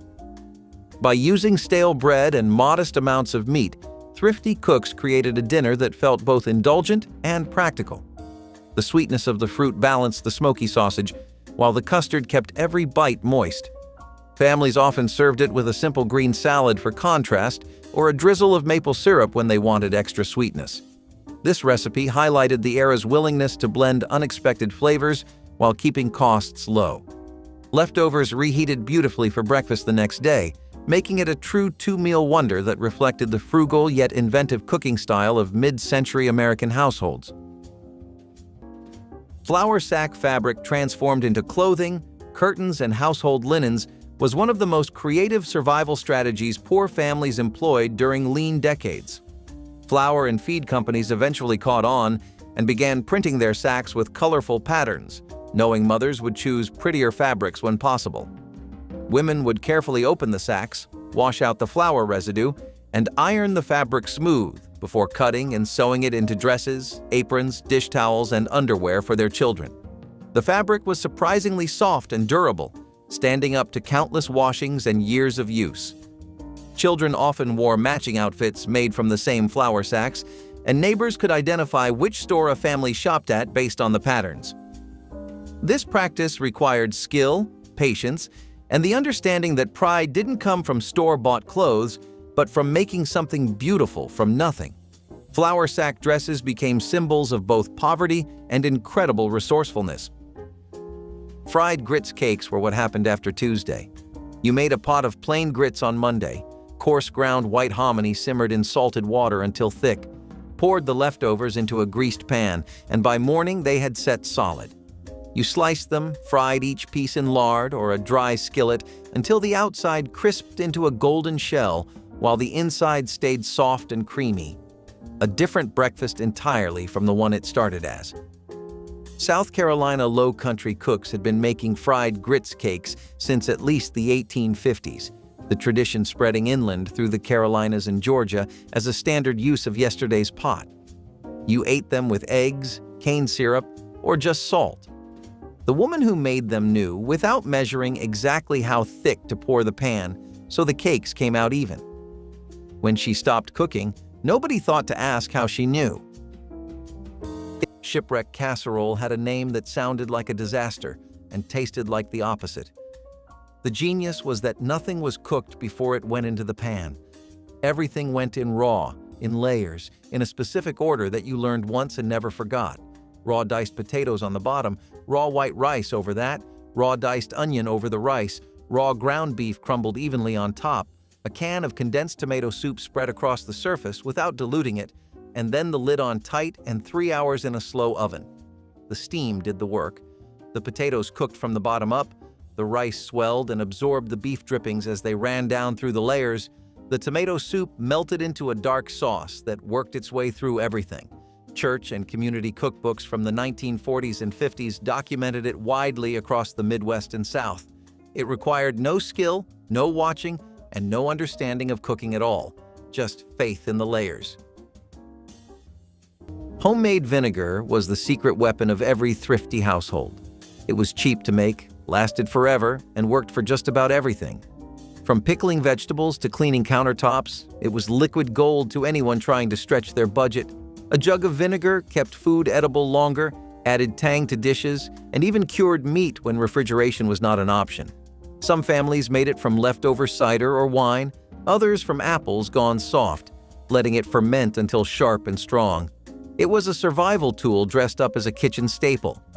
When money was short, vinegar was the closest thing you had to a miracle fix, keeping your food safe, your pans clean, and your meals flavorful. Its sharp bite wasn't just about taste, it was about tenacity. A pantry without vinegar wasn't a pantry at all. Housewives would use it to pickle everything from cucumbers to eggs, sealing away food for the winter months. Even a small splash could transform bland food into something bright and alive. In a world where almost nothing lasted long, vinegar stood firm, sour, and strong, a tiny testament to resourcefulness and resilience. Flour sack clothing transformed bulk food packaging into wardrobes that dressed entire families without retail prices. Feed and flour companies caught on to this practice and began printing their sacks with colorful patterns, knowing rural families would choose brands based on fabric appeal. Mothers carefully washed the sacks to remove residue, then cut and sewed them into dresses, shirts, underwear, and curtains. A single 50-pound flour sack yielded enough material for a child's dress, and 3 sacks could make an adult garment. Women traded sacks to complete matching sets, and quilting circles formed around pooling different patterns. Children wore flour sack clothing without shame because everyone in their community did the same. The fabric was sturdy, washed well, and lasted through multiple children in hand-me-down chains. This wasn't desperation dressing, it was resourceful fashion that turned waste into wardrobe. The practice continued into the 1960s in rural areas where the tradition remained practical. Number 25. Hoover stew. You learned this one in a soup line in 1932 because they were the only kitchens still cooking. A pot of macaroni, a can of stewed tomatoes, a can of corn, and whatever hot dogs the butcher could not sell that week. They named it after the president who took the blame, and Hooverville families ate it 3 nights a week for a decade. And the trick was the order.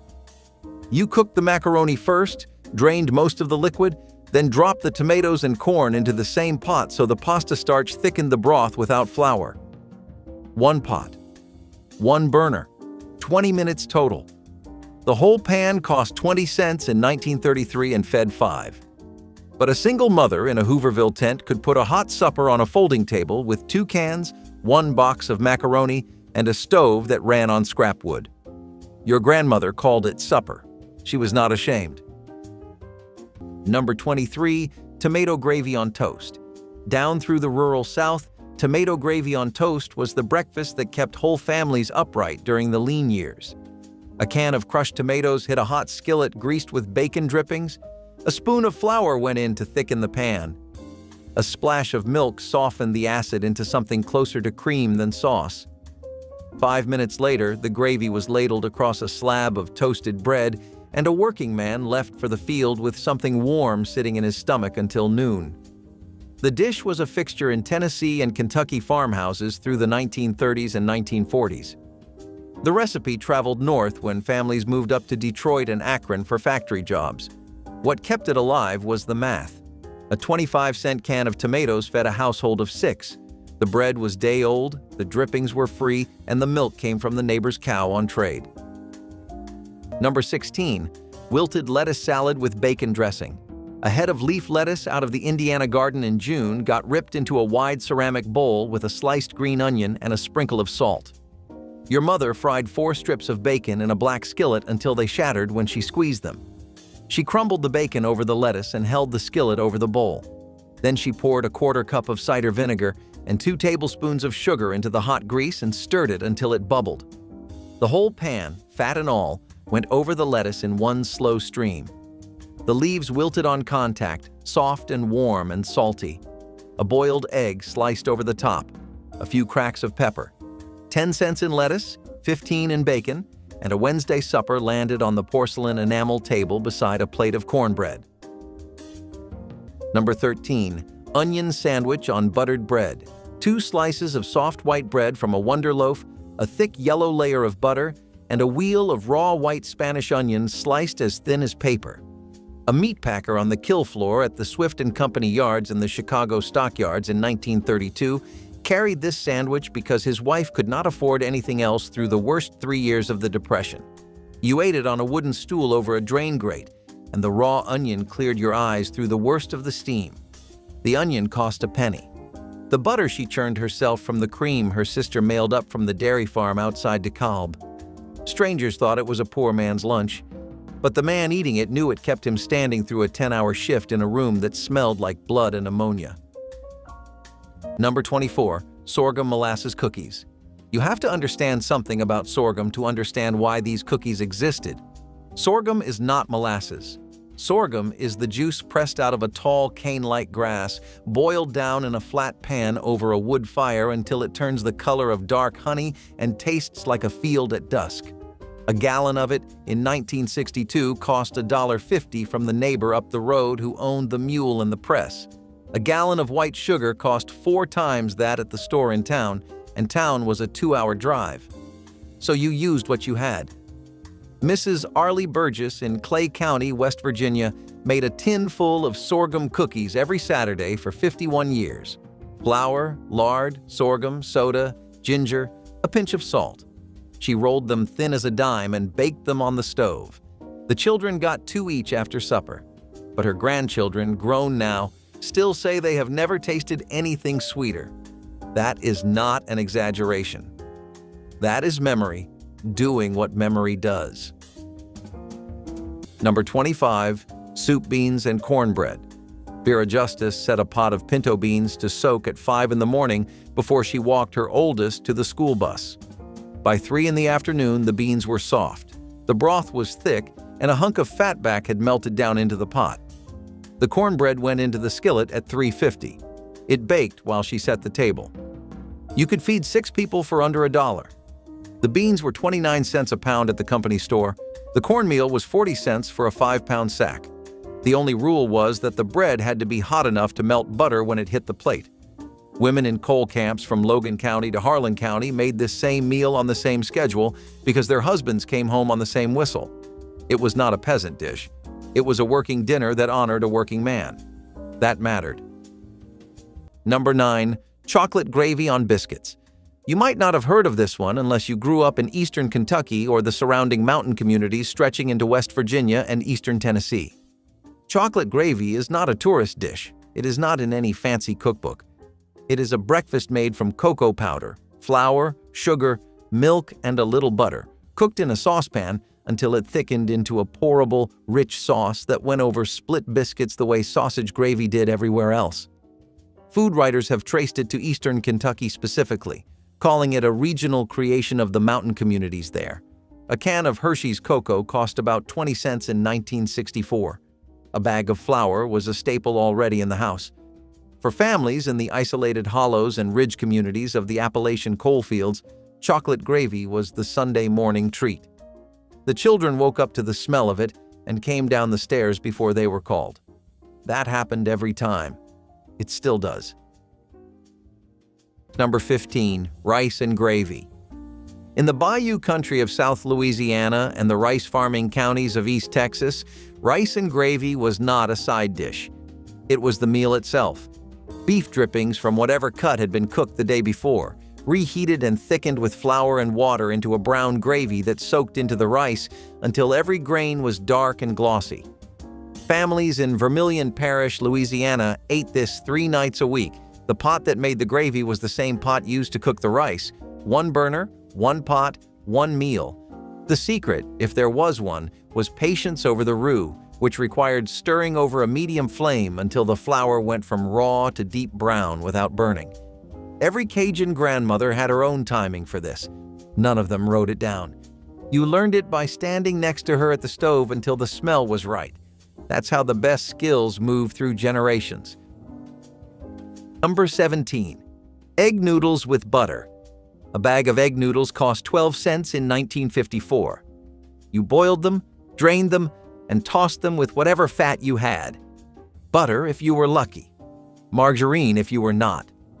Bacon drippings if it had been a very long week. Some mothers cracked a raw egg into the hot noodles and stirred fast, letting the heat cook it into a thin, silky coating. Others sprinkled salt and pepper and called it done. Children in the Midwest ate this meal 2 and 3 times a week without complaint. It filled your stomach. It took 10 minutes. It tasted like home. That is not an exaggeration. 40 years later, those same children, now grown, still make buttered egg noodles when they are sick or tired or sad. Not because it is good, because it reminds them of something they cannot quite name. Vinegar and water cleaning solutions replaced expensive store-bought products in households where every penny mattered and nothing could be wasted on luxuries like brand-name cleaners. Mothers kept large jugs of white vinegar under the sink, diluting it with water to create an all-purpose cleaner that tackled windows, floors, counters, and bathroom tiles. The sharp smell of vinegar meant the house was being cleaned, and children grew up associating that scent with Saturday chores and pride in a sparkling home. Vinegar cut through grease, dissolved mineral deposits from hard water, and left surfaces streak-free without harsh chemicals. Families discovered it also worked as a fabric softener, a drain cleaner when combined with baking soda, and even a remedy for sunburns. This single ingredient stretched budgets remarkably, proving that expensive didn't mean effective. The knowledge passed from mother to daughter, becoming family tradition as much as survival strategy. Leftover rice for breakfast was a Midwestern and Southern workaround so common it barely registered as a workaround. It was just what happened to the rice from Tuesday's supper if there was any left, which there usually was. You warmed it in a saucepan with whole milk, a spoon of sugar, and a shake of cinnamon, stirring slowly until the milk absorbed and the whole thing turned thick and custardy, fragrant with the spice in a way that felt deliberately made rather than improvised. Children ate it in the same bowl they'd use for cereal, without ever questioning whether it was a real breakfast or just a solution. Their mothers knew the difference and didn't mention it. The rice carton has been in the pantry for 60 years. The Tuesday supper it came from has been gone just as long. And the woman who knew when to stop adding milk, who watched the texture and not the clock, she has been gone the longest of all. But some breakfasts go back far enough that even the 1960s were late in their story. Hamburger upside-down pie made an ordinary weeknight feel briefly like an occasion, which was the whole point. You seasoned ground beef with onion and whatever vegetables were on hand, spread the filling in the bottom of a greased baking dish, poured a thin biscuit batter over the top, and baked it until the crust set. Then you held a plate over the baking dish and turned the whole thing over in one motion. The crust became the bottom. The beef filling sat on top, caramelized and glistening. The flip was the moment. You said nothing. You turned the pan and either it came out clean or it didn't, and you never let on either way. Betty Crocker published impossible cheeseburger pie variations in the 1960s and 70s that kept this technique in regular use for 2 decades. She always managed the flip without a word, without hesitation, without looking nervous. She's the only one who ever did. Dried peas and lentils were the quiet backbone of poor men's kitchens. Long before protein powders and instant meals, these humble legumes held families together. Cheap to buy, easy to store, and nourishing beyond measure, they became the base of countless soups and stews. All you needed was a pot, some water, and time. The longer they simmered, the richer they got, turning into thick, comforting poor man's stew that could feed a crowd with pennies. The beauty of dried peas and lentils was their patience. They waited quietly in sacks for the moment they were needed most. Families often paired them with scraps of vegetables or a bone for flavor, sometimes tossing in a spoonful of drippings for richness. Their earthy, simple taste became the flavor of resilience itself. No one went hungry with a pot of lentil soup on the stove. In times when the pantry echoed empty, these small, round blessings were the difference between despair and dinner. Tin can, reusing turned kitchen trash into household essentials that served dozens of purposes. Empty cans became drinking cups, storage containers, cookie cutters, candle holders, and planters. Larger cans stored flour, sugar, and dried beans. Smaller cans held buttons, screws, and sewing notions. Some families hammered holes in bottoms to create colanders or punched decorative patterns for lanterns. Coffee cans with plastic lids became standard storage systems in pantries and workshops. Children used tin cans for stilts, telephones connected by string, and targets for throwing games. The sharp edges were bent inward or covered with tape to prevent cuts.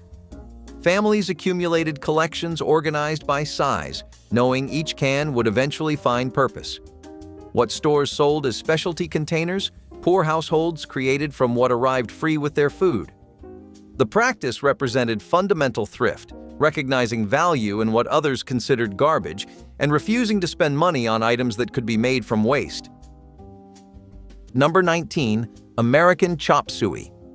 You browned a pound of ground beef with a chopped onion, added a can of tomato sauce and a can of stewed tomatoes, stirred in 2 cups of cooked elbow macaroni, and called it dinner. New England called it chop suey. Michigan called it goulash. In Pittsburgh, your father called it Tuesday. The earliest printed recipe goes back to 1909. The version your grandmother knew came from a 1958 cookbook that added bacon and green peppers and stretched the pan to 6 people. But that is the working definition of genius: cheap, filling, shameless.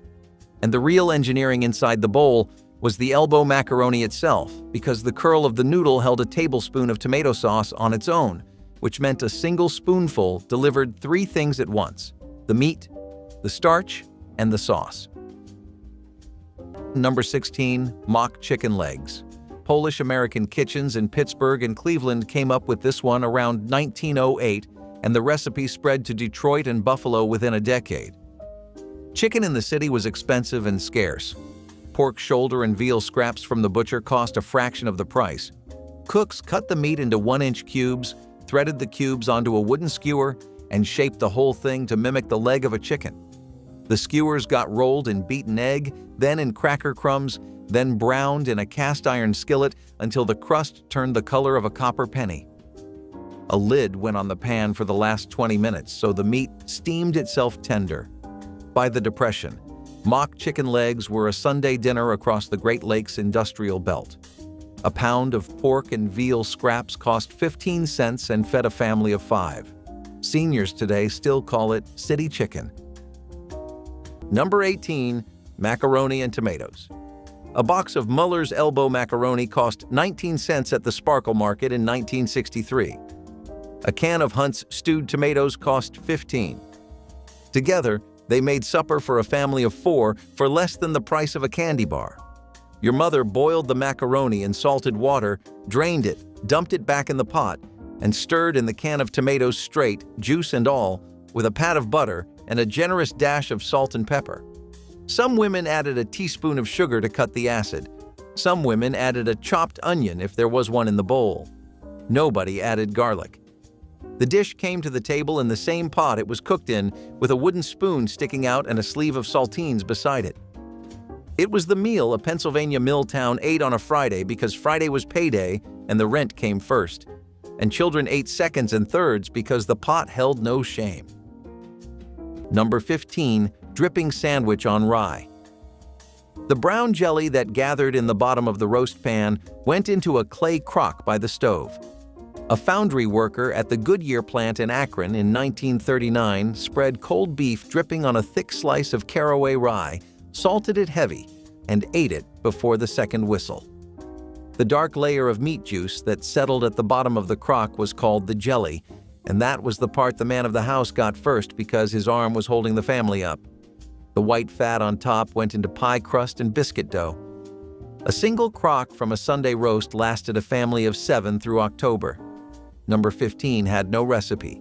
Your grandmother did not write it down because there was nothing to measure. You learned the sandwich the same way you learned to walk. Number 14, hickory nut cake. The hickory tree is a stingy tree.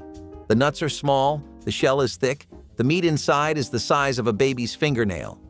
To fill a single cup, you sit on a porch in November with a hammer and a flat rock and you work for an hour.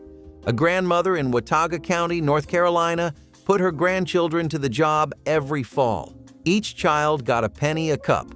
It took a whole Saturday to earn a nickel. The cake was worth it. 2 layers, butter, sugar, milk, eggs, flour, and 2 cups of hickory meat stirred through the batter at the very end. A boiled white icing over the top. The flavor is delicate, slightly smoky, nothing like a pecan. There are fewer than a dozen places in America where you can still buy a slice of real hickory nut cake. Most of them are within 80 miles of the ridge where Ella May was born.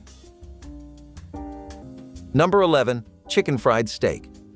The cut was cube steak, a thin piece of tough round that had been run through a mechanical tenderizer at the Piggly Wiggly in Logan. It cost 89 cents a pound in 1974. You dredged it in flour, fried it in bacon grease for 3 minutes aside, and served it with a pan gravy made from the drippings and a cup of milk. The whole dinner was on the table in 18 minutes. In a coal camp kitchen, chicken fried steak was the Friday payday meal, the one that said the paycheck cashed, the company store bill was paid, and there was enough left over to fry something that used to be beef.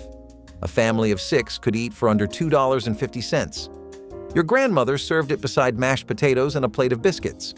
Nobody said it was poor food. They said it was steak. Number 25, water gravy on toast. When there was not any milk, butter, or meat in the house, there was still flour, water, and the drippings stuck to the bottom of a skillet. Your mother scraped those drippings loose with a wooden spoon, sprinkled in a tablespoon of flour, stirred it over low heat until the flour browned just slightly, then added water a little at a time until a thin gravy formed. She poured it over whatever bread was left in the house and set the plate in front of you without ceremony. In the hollows of West Virginia and eastern Kentucky, water gravy was the last night before payday meal. It didn't have a real name in most households. Families called it gravy and bread because naming it something specific would have made it real. Would have meant admitting out loud that the cupboard was almost empty.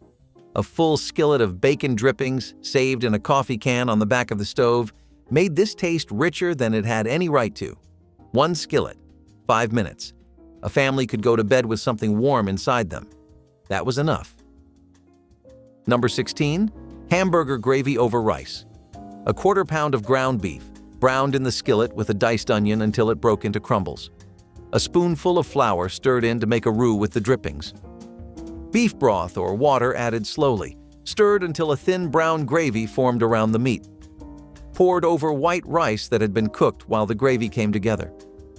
In the farming communities of the Mississippi Delta and the rural counties of Arkansas, this was called hamburger gravy, and it was understood that 1/4 pound of meat could feed a family of 5 over rice without anyone walking away hungry. Ground beef cost 49 cents a pound in 1965. A cup of dry rice cost less than a dime. 4 people full for under 30 cents a serving.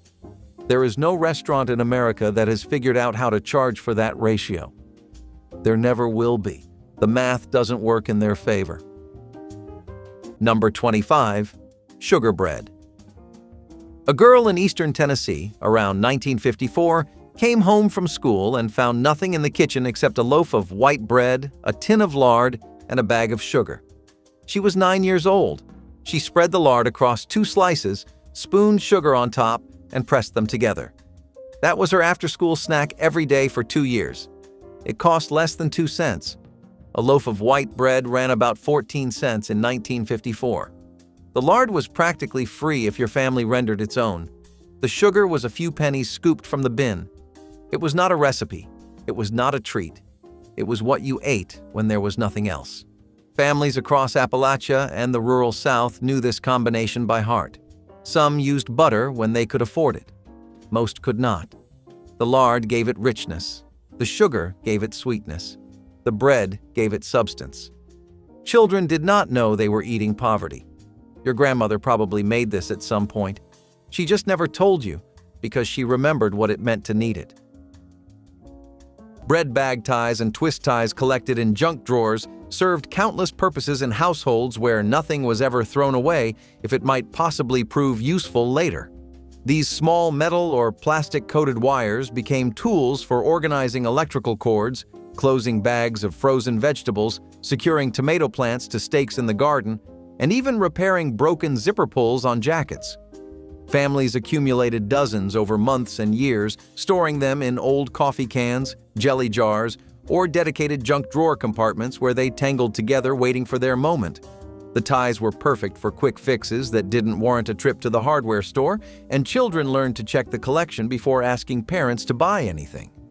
Organizing Christmas lights, bundling newspapers for recycling, and marking keys all became easier with a handful of bread ties. This tiny act of saving and reusing represented the larger philosophy that governed poor households where waste was unthinkable. Bonnie Clabber was raw milk left to sour on its own, set out in a cool room in a ceramic crock until it thickened naturally into something between yogurt and soft cheese, tangy and rich, without the intervention of any starter or culture because the raw milk carried everything it needed. You ate it with honey drizzled over the top or with molasses or plain with a spoon, and it was filling in the quiet way that cultured dairy is filling. Not heavy, just present. The word clabber comes from the Irish clabba, meaning thick, and the practice of eating naturally soured milk traveled to Appalachia, with the Scotch-Irish settlers who constituted 75% of the southern mountain population in the first U.S. Census of 1790. It remained in use through the 1960s in households that still kept a dairy cow because clabber required raw milk. Pasteurized milk doesn't sour the same way, it rots. When the last family cow left, clabber left with her. You cannot buy it. You cannot replicate it with store milk. It died the day refrigeration arrived, and nobody mourned it by name. Before any casserole dish was necessary, before the oven needed heating, there was the ground beef and cabbage skillet. One burner, 20 minutes, almost nothing to wash. You browned the beef in cast iron, left enough fat in the pan, and added a head of cabbage cut into rough wedges. High heat first, stirring hard until the cabbage wilted and picked up color from the drippings. Then the flame went low, a splash of water went in, and the lid came down.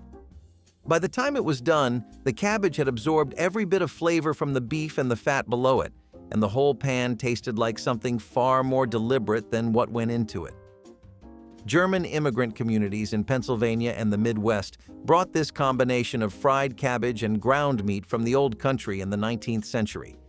The dish fell away in the 1960s when cabbage acquired a working-class stigma it never deserved. Molasses jugs were the sweetness in a bitter life.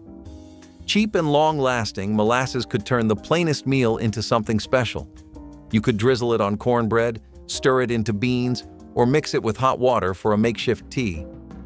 It had a deep, smoky sweetness that tasted like comfort itself.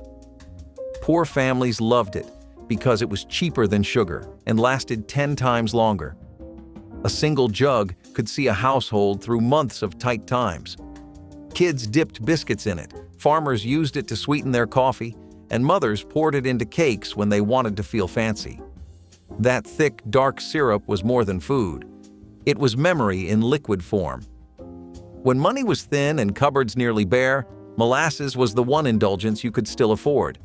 It reminded people that joy could still exist in small, sticky spoonfuls. Homemade laundry soap production turned kitchen chemistry into household savings that eliminated one recurring expense entirely.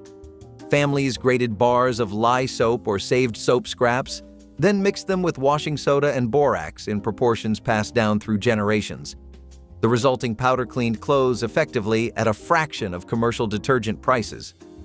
Some families made liquid versions, boiling the mixture and storing it in repurposed containers. The soap lacked perfumes and softeners, but removed dirt and stains reliably. Mothers taught daughters the recipes, adjusting ratios based on water hardness and fabric types. Families without extra money used wood ash lye mixed with rendered animal fat, making soap entirely from waste products. The homemade versions were gentler on fabric than harsh commercial alternatives, extending clothing life. Laundry day meant using soap made by family hands, connecting the chore to self-sufficiency values that governed household economics throughout lean years. Number 21. Hamburger gravy on toast. You browned half a pound of ground beef in cast iron, sprinkled 3 tablespoons of flour into the grease, stirred a minute, then poured in 2 cups of milk and thickened it. You poured the gray, peppery gravy over toast. 30 cents fed 4 in 1962. The Navy called it SOS for short, which stood for 2 words your grandmother would not say out loud. The dish first appeared in the 1910 Manual for Army Cooks and fed soldiers from World War I through Vietnam. The trick is, the flour cooks in the beef fat for a full minute before the milk goes in. That kills the raw taste. Your father did it without thinking. What most people miss is that the bread mattered as much as the gravy. White toast was wrong. You wanted Wonder Bread 3 days stale because the dry crumbs soaked the gravy without going to mush. Number 22. Hot water cornbread. Long before baking powder reached the back roads, hot water cornbread was already feeding the South. The recipe is 2 ingredients: yellow cornmeal, boiling water, a pinch of salt if the cook had it. The trick was the pour. Hot water went into the cornmeal in a slow stream while one hand stirred and the other held the kettle steady. The dough came together in seconds. Each patty got shaped by hand, slid into a skillet bubbling with lard, and fried until the crust turned the color of pulled toffee. By the Depression, it had become the daily bread of African American kitchens across Mississippi and Alabama, partly because cornmeal cost less than wheat flour, and partly because lard came free with every hog. Seniors who keep a tin of cornmeal in the cabinet can have supper on the table in 11 minutes flat. Number 22. Bread pudding with raisin sauce. A loaf of Wonder Bread that had gone stale on the counter for 3 days became Sunday dessert by the afternoon. Your mother tore the bread into a buttered baking dish, beat 4 eggs into a quart of milk with a half cup of sugar and a dash of vanilla, poured the custard over the bread, and pressed it down with the back of a wooden spoon. Cinnamon on top. 40 minutes at 350 until the top was burnished. The raisin sauce was a saucepan of brown sugar, water, butter, a spoon of cornstarch, and a handful of plump raisins simmered until syrupy. Pour it over a warm square. That was Sunday supper after church in 1962, and the recipe lived in nobody's book because nobody needed one. Your grandmother made it from a memory she could not date. Number 17. Cold fried chicken back. The piece of the bird nobody at the Sunday table fought over went into the pail on Monday. A textile mill weaver in Kannapolis in 1951 brought 1 cold chicken back wrapped in newspaper, salted heavy, eaten without a napkin. The skin had set hard from the night in the icebox, and the meat clung in shreds along the spine. You picked it apart with your fingers on a wooden spool over the canal. The bird had cost 49 cents on Saturday, fed 5 at supper, and still gave a man his Monday lunch. What most people miss about a chicken back is that it was the cheapest cut and the last cut to disappear. Number 17. Buttermilk pie. Buttermilk was not wasted in a hillbilly kitchen. Not ever. What was left after the butter came out of the churn went into biscuits, into pancakes, into the dog's bowl on a hot afternoon, and once or twice a month, into a pie. A cup and a half of buttermilk, a cup and a half of sugar, 3 eggs, a stick of butter, flour, lemon if a neighbor down the road had brought one up from Tennessee. The custard set creamy and tangy with a thin, crackled sugar skin on top. A farm wife in Owsley County named it a desperation pie because she made it in the weeks before the first peach came ripe. Her children called it the best pie she made, but she never believed them. Number 18. Fried apples. When the apple tree behind the house dropped its fruit in September, a hillbilly mother in Letcher County, Kentucky, carried a bushel basket to the porch and kept one handful at a time in her apron pocket. She sliced the apples into a skillet with a spoonful of bacon grease, a handful of brown sugar, and a shake of cinnamon. 10 minutes. That was it. The apples softened, caramelized, and turned the color of a wood stove at dusk. You ate them beside a slab of country ham or spooned them over hot biscuits. The apples cost nothing. The sugar was 18 cents a pound. One skillet fed a whole family. Your grandmother ate fried apples the way a New York banker ate dessert, and she did not need anyone to call it special. She called it Tuesday. Number 15. Egg drop soup. This is the meal that appeared when the cupboard held almost nothing but still held eggs. You brought a pot of water to a boil, seasoned it with salt and pepper, threw in whatever scraps of vegetable were left, the tail end of an onion, a handful of dried pasta. Then you cracked 2 eggs and stirred them into the boiling broth in a slow, thin stream so they cooked in feathery shreds through the liquid. The whole dish cost pennies. In mining towns across Pennsylvania and farming communities in southern Illinois, this was the last night of the week meal when everything else was gone. It was hot. It had protein. It was better than it had any right to be. No cookbook told them how to make it. Hunger is a remarkable teacher. Cranberry orange congealed salad was color and sparkle on a winter plate. You mixed tart cranberries with orange zest, sugar, and cloves, folding everything into bright red gelatin until it shimmered like stained glass. It chilled in molds shaped like rings, wreaths, or hearts, depending on the occasion. When turned out, it quivered perfectly, cool and festive. Each slice tasted sharp and sweet, a burst of fruit against heavy meats and gravies. The orange gave brightness, the cloves a whisper of spice. It looked fancy, even when made from pantry staples. In the 1950s, it was the pride of the table, a bridge between salad and dessert. Served with whipped cream or plain, it reminded everyone that beauty could be edible. Cranberry orange congealed salad was nostalgia on a plate, wobbly, bright, and full of cheer. Meatloaf was a handshake between hard times and good intentions. It was not steak, it was not even roast. It was ground beef stretched with breadcrumbs, onions, and eggs, molded into a loaf like it wanted to be something more. You baked it in a pan until the edges browned, and if you had ketchup, you glazed the top until it caramelized into a sweet, sticky crust. Meatloaf was a family meal, a leftover meal, a please God let this last 3 days kind of meal. It sat in the center of the table like it was proud to be made out of scraps. And maybe it was. It held together, even when everything else felt like it was falling apart.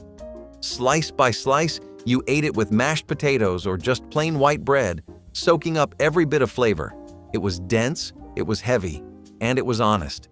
Because meatloaf never pretended to be more than what it was, a way to make something out of not enough. Cardboard shoe insoles cut from cereal boxes replaced worn-out soles in shoes that couldn't be afforded to replace or repair professionally. Children would stand on flattened cardboard while parents traced around their feet, cutting out insoles that fit perfectly inside worn shoes. The cardboard provided cushioning and protection from the ground, extending the life of shoes that had holes worn straight through the original soles. Families kept stacks of cereal boxes and shoe boxes specifically for this purpose, understanding that a good pair of shoes had to last until they literally fell apart. The insoles needed replacing frequently, especially during rainy seasons when they would get soggy and break down. But the materials were always free. Children learned to check their shoes each morning, swapping out damp cardboard for dry pieces before heading to school. This simple trick kept kids walking comfortably when new shoes simply weren't possible, teaching them that problems always had solutions if you looked hard enough. Scrapple was Pennsylvania Dutch country's answer to the entire hog. You took the scraps, head meat, organs, trimmings that would otherwise be discarded, simmered them in broth until tender. Then combined that meat with cornmeal, flour, and spices and poured the mixture into a loaf pan to chill solid overnight. In the morning, you sliced it thin, a quarter-inch at most, and fried each piece in a dry pan until the outside formed a crust that crackled when you pressed it with a fork. The loaf came from German immigrant traditions carried to Pennsylvania in the 17th century, where it was called panhas. The takeout has documented scrapple as surviving today only in Pennsylvania Dutch country and around Philadelphia, nearly impossible to find elsewhere, an entire regional breakfast tradition that fed working families for 3 centuries, quietly returned to the place it came from, and nobody outside that place noticed it leave.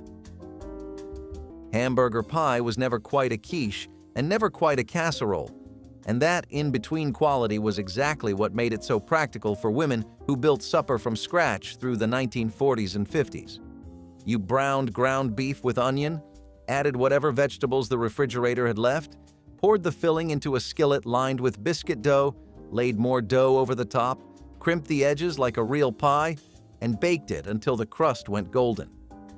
Betty Crocker published a version in the 1950s that spread it nationally.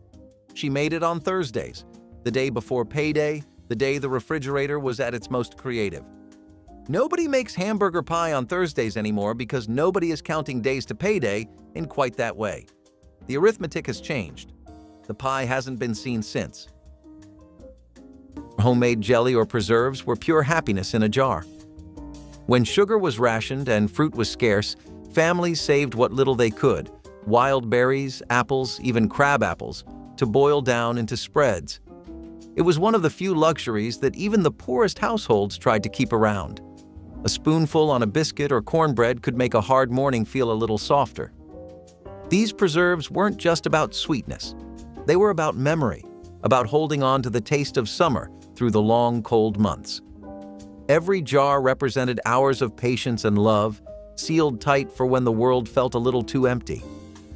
The process itself was almost sacred, stirring the pot slowly, testing for the right thickness, then sealing it with care. When winter hit and snow piled high, opening that jar felt like visiting a sunny afternoon again. The sweet smell of fruit filled the air, a reminder that even in the leanest times, a little sweetness could still be found. Number 13. Poor man's meal of hot dogs and potatoes. You diced 4 potatoes, fried them in bacon grease until brown, threw in half a chopped onion, then sliced 4 hot dogs into coins for the last 6 minutes. Salt, pepper, a glug of ketchup on the side of the plate. That was supper in a coal camp in 1937, in a Bakersfield trailer in 1981, and in a kitchen in Ohio tonight. The dish has no recipe card. It is the working family's reflex meal, the one a man cooks when his wife is at the late shift. It costs about $3 to make today. It costs nothing to remember. Both are true at once. The order matters more than the recipe. Potatoes first, all the way to a deep brown crust, then the onion for sweetness, and the hot dogs only at the very end so the casing split and rendered their own fat into the pan. Number 8. Johnny Cakes. Take a cup of fine white cornmeal, a half teaspoon of salt, and a kettle of boiling water, and you have the oldest American breakfast still on a Rhode Island table. Number 8. Johnny Cakes. The Narragansett people taught the recipe to colonists in the 1600s, and by 1739 the name had stuck in print across South Carolina farm journals.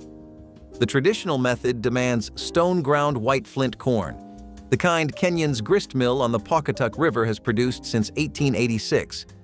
The cornmeal sits in a bowl. Boiling water goes in slowly while a wooden spoon stirs. The batter rests for 3 minutes, then drops by the spoonful into a hot greased skillet. Each cake fries 4 minutes aside until the crust turns the color of pine bark. Seniors serve them with butter and a drizzle of maple syrup for under 15 cents a stack. Number 11. Frosted meatloaf. The Better Homes magazine had run a photograph in 1957 of a meatloaf piped with mashed potatoes like a birthday cake, and by 1962, every housewife in a tract house from Levittown to Lakewood had baked her own. 1.5 pounds of ground chuck mixed with a half cup of cracker crumbs, a beaten egg, a chopped onion, a 1/4 cup of ketchup, salt, and pepper. Loaf pan. 40 minutes at 375. Out it came. A second pan of buttery mashed potatoes had been waiting on the back of the stove. Your mother frosted the meatloaf with the potatoes using a long spatula, swirled the top in peaks like meringue, sprinkled paprika across the white snow, and slid it back in for 10 more minutes to crisp the edges. Children called it the meat birthday. There was never a card. There was a magazine page from 5 years earlier and a memory baked into the muscle of her hands. Number 19, hard-boiled egg and a pinch of salt. 2 eggs boiled hard in the same pot the family used for everything else, peeled at the kitchen table at 5 in the morning, then wrapped in a square of brown grocer's paper with a corner of salt twisted in like a pharmacy packet. A railroad shop hand at the Norfolk and Western Works in Roanoke in 1947 carried 2 of these in his pail every day for 26 years. You cracked the shell on the rim of the workbench and the salt spilled into the broken pieces of white. Some days, the yolk was still soft because the woman of the house had been called to a sick child the night before. But the egg was free if your family kept hens behind the rented duplex. It became the protein backbone of a Depression-era pail when meat was a Sunday item, and it stayed in the pail through the war and the post-war decade because the math had not changed. Number 11. Shoe-fly pie. The shoe-fly pie crossed into Appalachia from the Pennsylvania Dutch country along the old Route 219, carried down the spine of the mountains by traveling peddlers and German-speaking settlers looking for farmland. By the 1920s, it had quietly become a staple in parts of Preston and Randolph counties in West Virginia.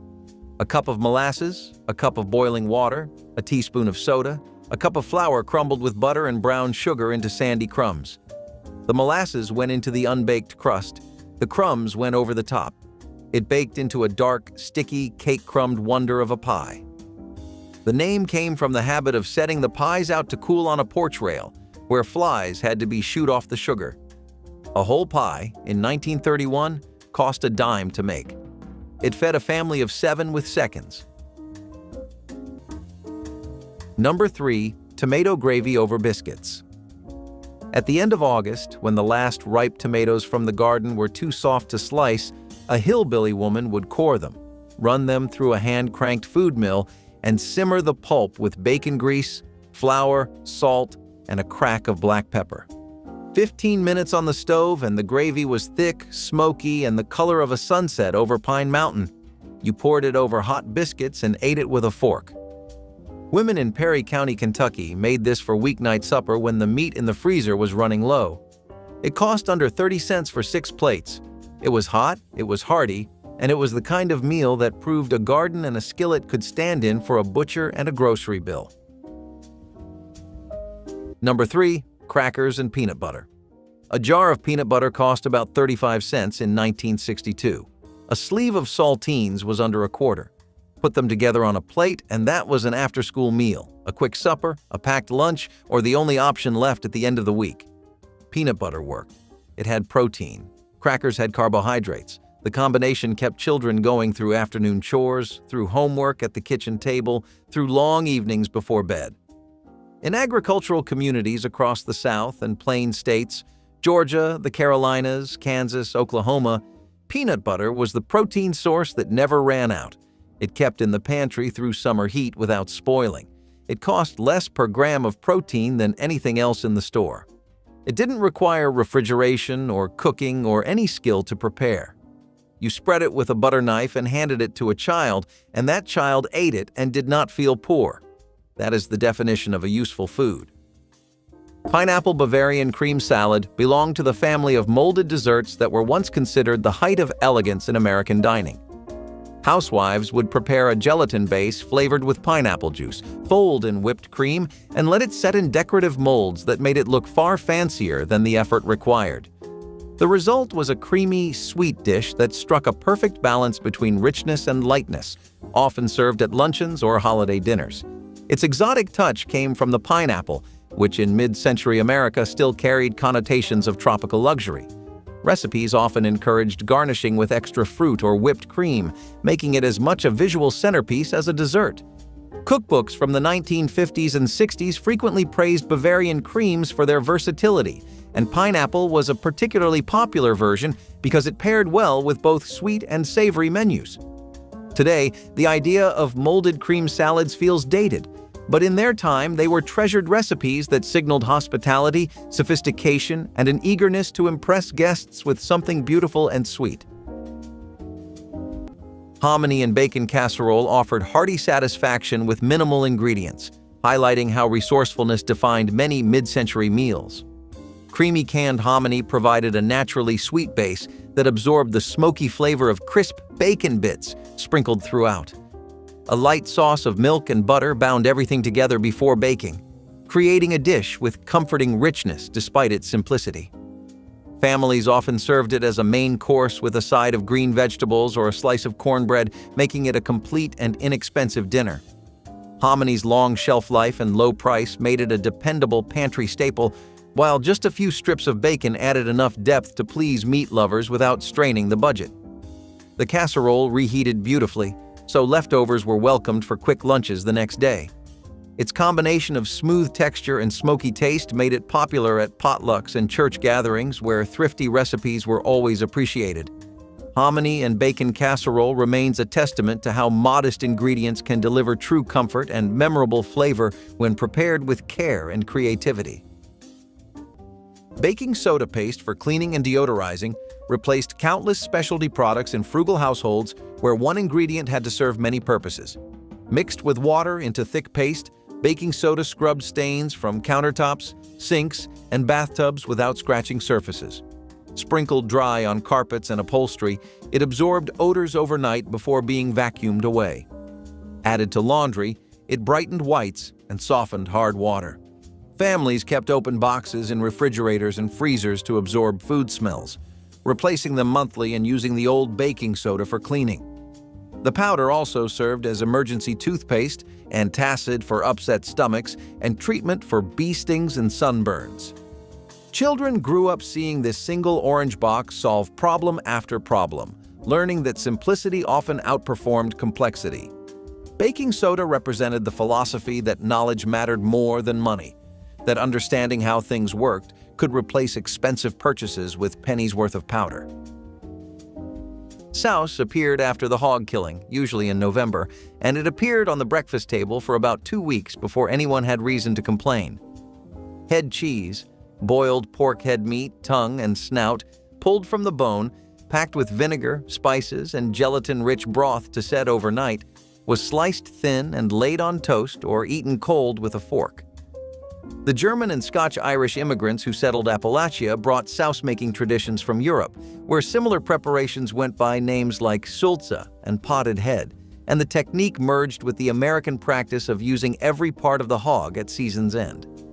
In the 1960s, rural households that still raised and slaughtered their own pigs made souse each November as a matter of course, the community event of the killing giving way to 3 days of processing, and souse on the breakfast table as quiet proof that nothing had been lost, nothing thrown away, nothing wasted. But if calico beans was the dish you brought to feed a crowd, skillet chili with crackers was the one you made alone. The solo supper that most people over 70 remember eating at least once a week without once calling it chili. You browned a small portion of ground beef, added onion, canned tomatoes, and chili powder, and let it simmer thin. Not thick like the kind you'd ladle over rice, but thin enough to pour over a stack of saltines laid flat in the bottom of a bowl. The crackers softened as you ate, absorbing the broth from below while the top layer stayed just dry enough to crunch. The ratio was everything. Too much liquid, and the crackers went to paste before you reached them. You calibrated it by eye, by the particular tilt of the pan over the bowl, and that calibration was never written anywhere. If you grew up eating it, the ratio lives in your wrist, nowhere else. Pickled eggs and beets were the jewels of the pantry, bright, beautiful, and built to last.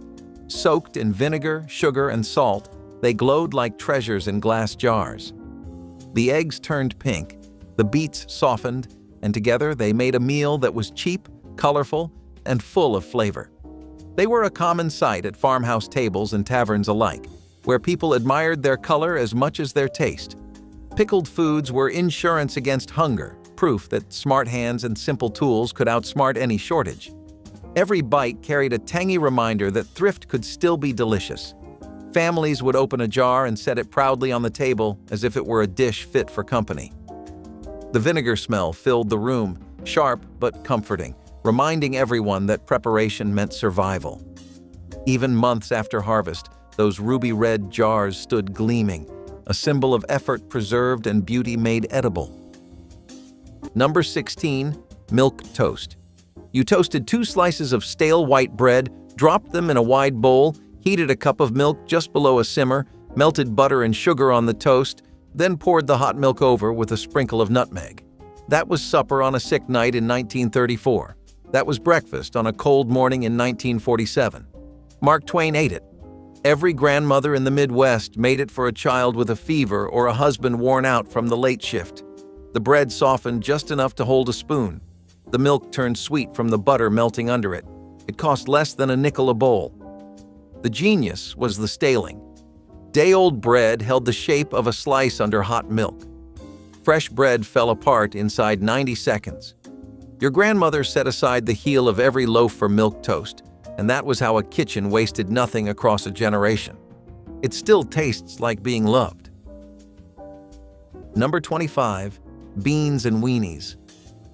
Few suppers hit the table with as much honest pride as a skillet of beans and weenies. The dish started as a Depression kitchen workhorse, a can of pork and beans cracked open and stretched with a sliced frankfurter that cost pennies at the corner butcher. Working mothers in mill towns kept the can on the shelf for the nights when payday was 3 days off. They sliced the hot dog into thin coins, browned the coins until the edges curled, then poured the beans over the top and let the pan simmer until the sauce thickened. A spoon of mustard went in for tang. The pot fed 4 for under a quarter through most of the 1930s, and by 1955 it had quietly become the standard Boy Scout campfire supper. Seniors who lived through that era still keep a can in the pantry. 12 minutes from stove to bowl, no chopping, no fuss. Number 7. Cornmeal mush fried in slices. The night before, your grandmother in a hollow in eastern Kentucky boiled 4 cups of water with a teaspoon of salt and whisked in a cup of yellow cornmeal in a slow stream until the porridge thickened on the spoon. She poured it into a buttered loaf pan and set it on the back porch overnight to firm up in the cold. By morning, it had set hard as a brick. She turned the loaf out, sliced it into half-inch slabs, and fried them in a 1/4 inch of bacon grease in the cast iron until the edges crackled and the centers stayed creamy. 3 slices on a plate with a pat of butter and a generous pour of sorghum molasses. Coffee. That was breakfast on a cold town Saturday for 19 cents a head. The mush had fed 3 generations on the same back porch. Number 16. Sausage and pepper sandwich. An Italian-American shipfitter at the Bethlehem Yards in Sparrows Point, Maryland in 1944 packed cold sausage and fried bell pepper between 2 halves of a long, crusty roll his wife baked Sunday morning. The sausage came from a butcher on Eastern Avenue in Highlandtown who ground it himself with fennel seed and a splash of red wine. The peppers fried slow in the same black pan with the rendered sausage fat and a clove of garlic, and the whole sandwich went into the pail with a square of cheesecloth around it. By the 11 o'clock whistle, the bread had soaked up the orange grease and turned the color of brick. You ate it standing up over the rivet bin. The smell carried across the yard, and other men nodded the way men nod when they recognize a Sunday in a Tuesday lunch. Number 20. Peanut butter potato candy. Here is a candy that began as 2 ingredients and stayed that way for 80 years.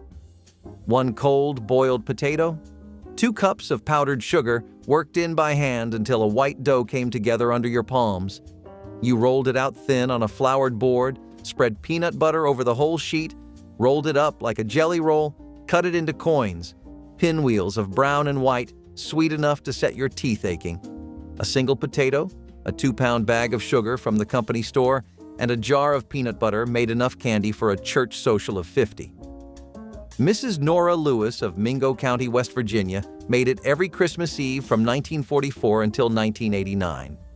Her grandchildren still fight over the recipe card. 4 lines long. One of them has it framed. Number 13. fried green tomatoes. In August, when the tomato vines in a backyard garden in Wise County, Virginia, dropped more fruit than a family could can, the green ones came off first. You sliced them a 1/4 inch thick, dredged them in cornmeal seasoned with salt and pepper, and fried them in bacon grease for 4 minutes aside.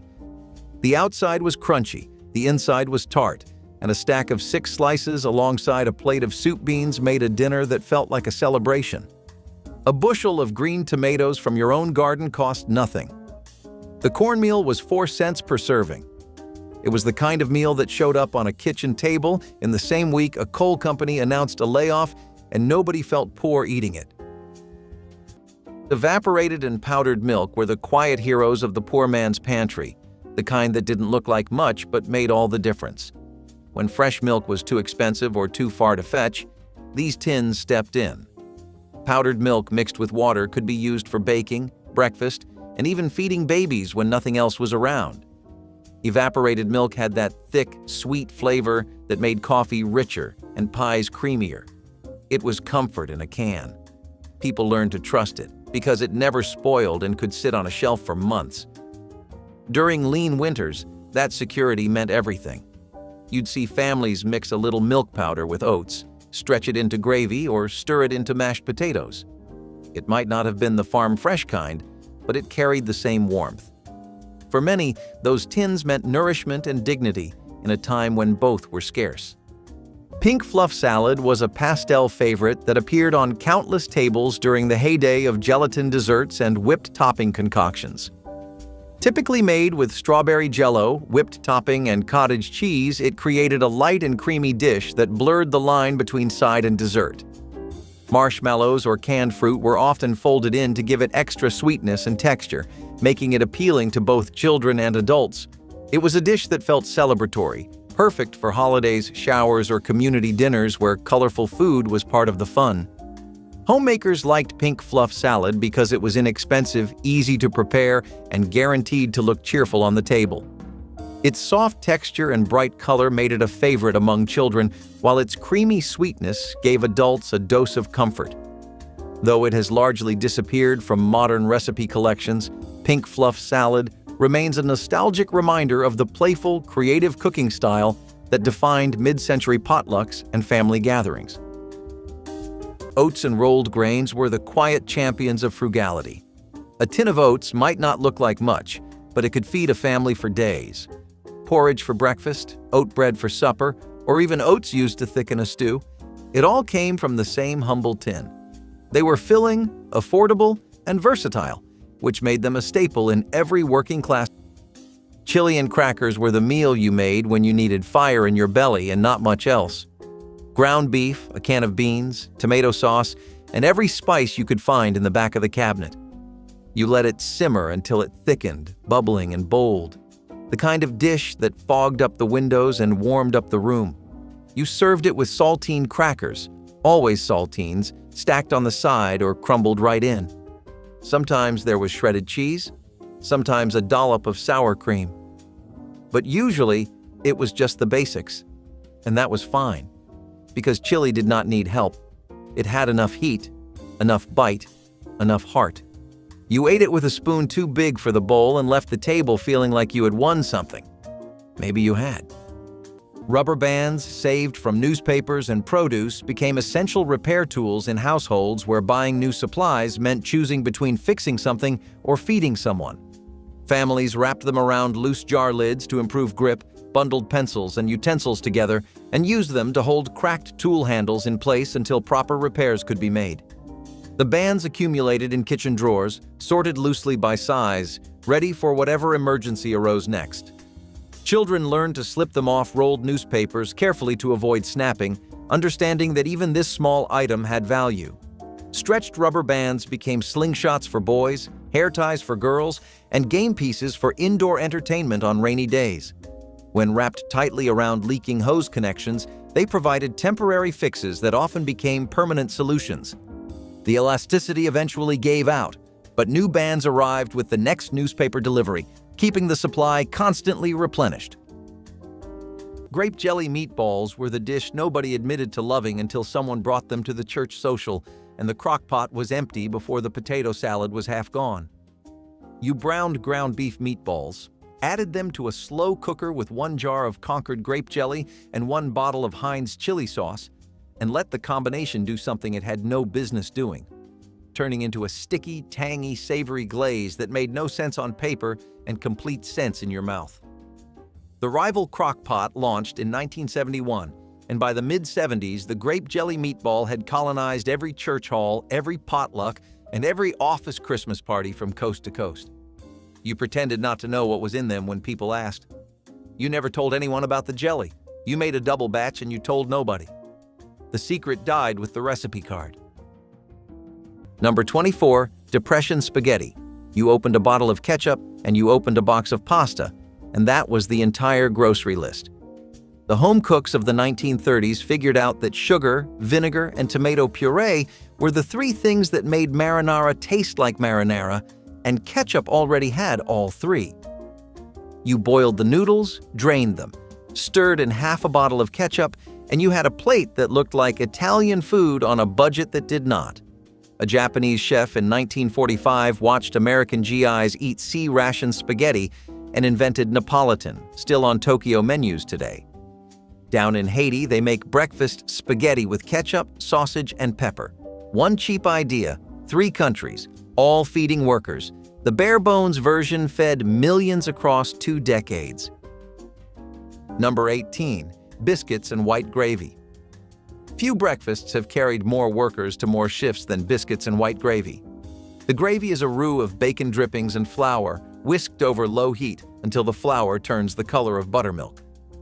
Cold milk goes in next, a slow pour with constant stirring until the pan thickens into something a spoon stands up in. Salt and a heavy hand of black pepper finish the work. The biscuits underneath were day-old, split open and warmed on the stove. The dish came up from the logging camps of the Carolinas in the 1880s, traveled west with the railroads, and settled into every truck stop diner between Knoxville and Amarillo by 1935. Seniors who grew up on a farm remember it as the breakfast that filled a man before sunrise and held him until lunch. Number 9, Spam and eggs. A 12-ounce can of Spam from the Hormel plant in Austin, Minnesota, cost 43 cents at the IGA in 1962. A dozen eggs cost 49. A working mother in Bismarck, North Dakota, fried 2 slices of Spam in the cast iron until the edges curled and the sugar in the meat caramelized into a brown crust. She cracked 4 eggs into the same pan beside the meat and let the whites set in the pork fat. 2 slices of toast on a plate. The egg slid over the toast, the Spam stacked beside it. Ketchup if you wanted it, and the children always wanted it. Breakfast for dinner 3 nights a week was not laziness. It was a payday math problem solved by a woman who could turn 92 cents into a meal her family fought over.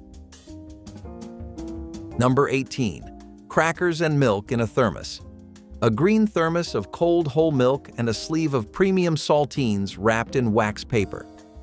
The Thermos Bottle Company introduced the first official lunchbox thermos in 1920, and inside 10 years, a third of the men working the cotton mills in Greenville, South Carolina, were eating this exact lunch 6 days a week. You broke the saltines into a battered tin cup, poured the cold milk over them, and ate it with a spoon while the spinning frame ran in the next room. The crackers softened into a kind of pale porridge that filled a stomach for 4 hours. A saltine sleeve cost about 6 cents in 1933, and the milk came from a neighbor with a Jersey cow on the back lot, 50 cents a week. Now this lunch is a YouTube clip your grandmother smiles at when no one else is in the room, the way a person smiles at a song they had forgotten they once knew by heart. Number 12, sour cream raisin pie. This pie is what you made in February, after the cow had calved and the milk was coming rich, and you had a crock of cultured sour cream on the cold shelf of the spring house. A cup of that sour cream, a cup of sugar, 2 beaten egg yolks, a heaped cup of dark raisins, a scraping of nutmeg, a crust underneath, a pale meringue piled on top made from the 2 whites, baked slow. The raisins plumped, the custard thickened. The meringue took a soft tan on its peaks. A woman in Breathitt County, Kentucky, wrote in her kitchen book in 1961 that this pie was worth the reputation her mother-in-law never gave her. Hillbilly women kept score in pies. The good ones knew. Number 2. Poke salad with scrambled eggs. Poke salad is the young leaves of pokeweed, which are toxic if prepared wrong and delicious if prepared right. A hillbilly grandmother in Knott County, Kentucky, knew to parboil the leaves twice, dump the water, and fry the third batch in bacon grease with 3 beaten eggs. The result was a greens and eggs scramble that tasted like spinach with a metallic mineral depth. The poke came free from the fence line behind the house. The eggs came from the 6 hens in the chicken coop. The meal cost nothing except the bacon grease, and it was the first wild green most Appalachian children tasted every spring. By the way, when the mines started closing in the late 1970s and the young people moved north to the Ford plant in Cincinnati or the GM plant in Dayton, poke salad was one of the first recipes their children refused to learn. It looked strange on a suburban plate. It came from a fence line instead of a grocery aisle. It was part of why this whole style of cooking disappeared. Ramen noodles were the dinner of desperation that somehow became a ritual. A block of dried noodles, a packet of salt and spice, and 3 minutes in boiling water. That was it. That was the whole recipe. And yet, it kept showing up in pantries, college dorms, first apartments, and homes where money ran out before the month did. You could dress it up, sure, but no one was fooled. It was hunger food, dressed in hot broth and convenience. And somehow that truth only made it more familiar. You slurped it straight from the bowl, steam burning your face, the broth clinging to your lips. Sometimes you added an egg, sometimes hot sauce, but most times you just made do. The noodles were limp, the broth was salty enough to sting, but it was food, and food meant one more night survived. You did not eat it because you wanted to. You ate it because it was all you could afford, and you learned to love it anyway. Harvard beets brought color and character to the winter table, gleaming like tiny jewels under the soft glow of kitchen light. Sliced thin and simmered in a blend of vinegar, sugar, and butter, they transformed from simple roots into something glossy, fragrant, and unforgettable. The sauce thickened slowly, clinging to each slice in a ruby glaze that shimmered like glass. When spooned onto a plate, their deep red stood out against the pale tones of mashed potatoes and the dark browns of roasts. The flavor was a perfect balance, sweet, tart, and just a little smoky, cutting through heavy gravies with a clean brightness that woke up the palate. They were proof that even the humblest vegetable could taste like luxury when treated with care. In early American kitchens, Harvard beets were a point of pride, the kind of dish that made a simple meal feel special. Adults savored them while children pushed them aside, but everyone remembered their shine. Served warm, they tasted like thrift turned to art. Simple ingredients transformed into something extraordinary. Harvard beets were both beauty and nourishment, a reminder that a little vinegar, sugar, and patience could turn the ordinary into the unforgettable. Egg cartons repurposed into seed starters turned trash into gardening tools for families who grew their own vegetables to survive. The individual compartments were perfect for starting tomato, pepper, and flower seeds indoors before transplanting them to the garden once weather warmed. Mothers would fill each cell with soil, plant a seed or two, and water carefully until tiny sprouts emerged. The cardboard cartons held moisture well and could be torn apart for individual transplanting, with the cardboard decomposing naturally in the soil. Families who kept chickens had endless supplies of cartons, while others collected them from neighbors or even asked grocery stores for damaged ones. The practice connected generations who understood that gardens meant food security and that every resource had potential beyond its original purpose.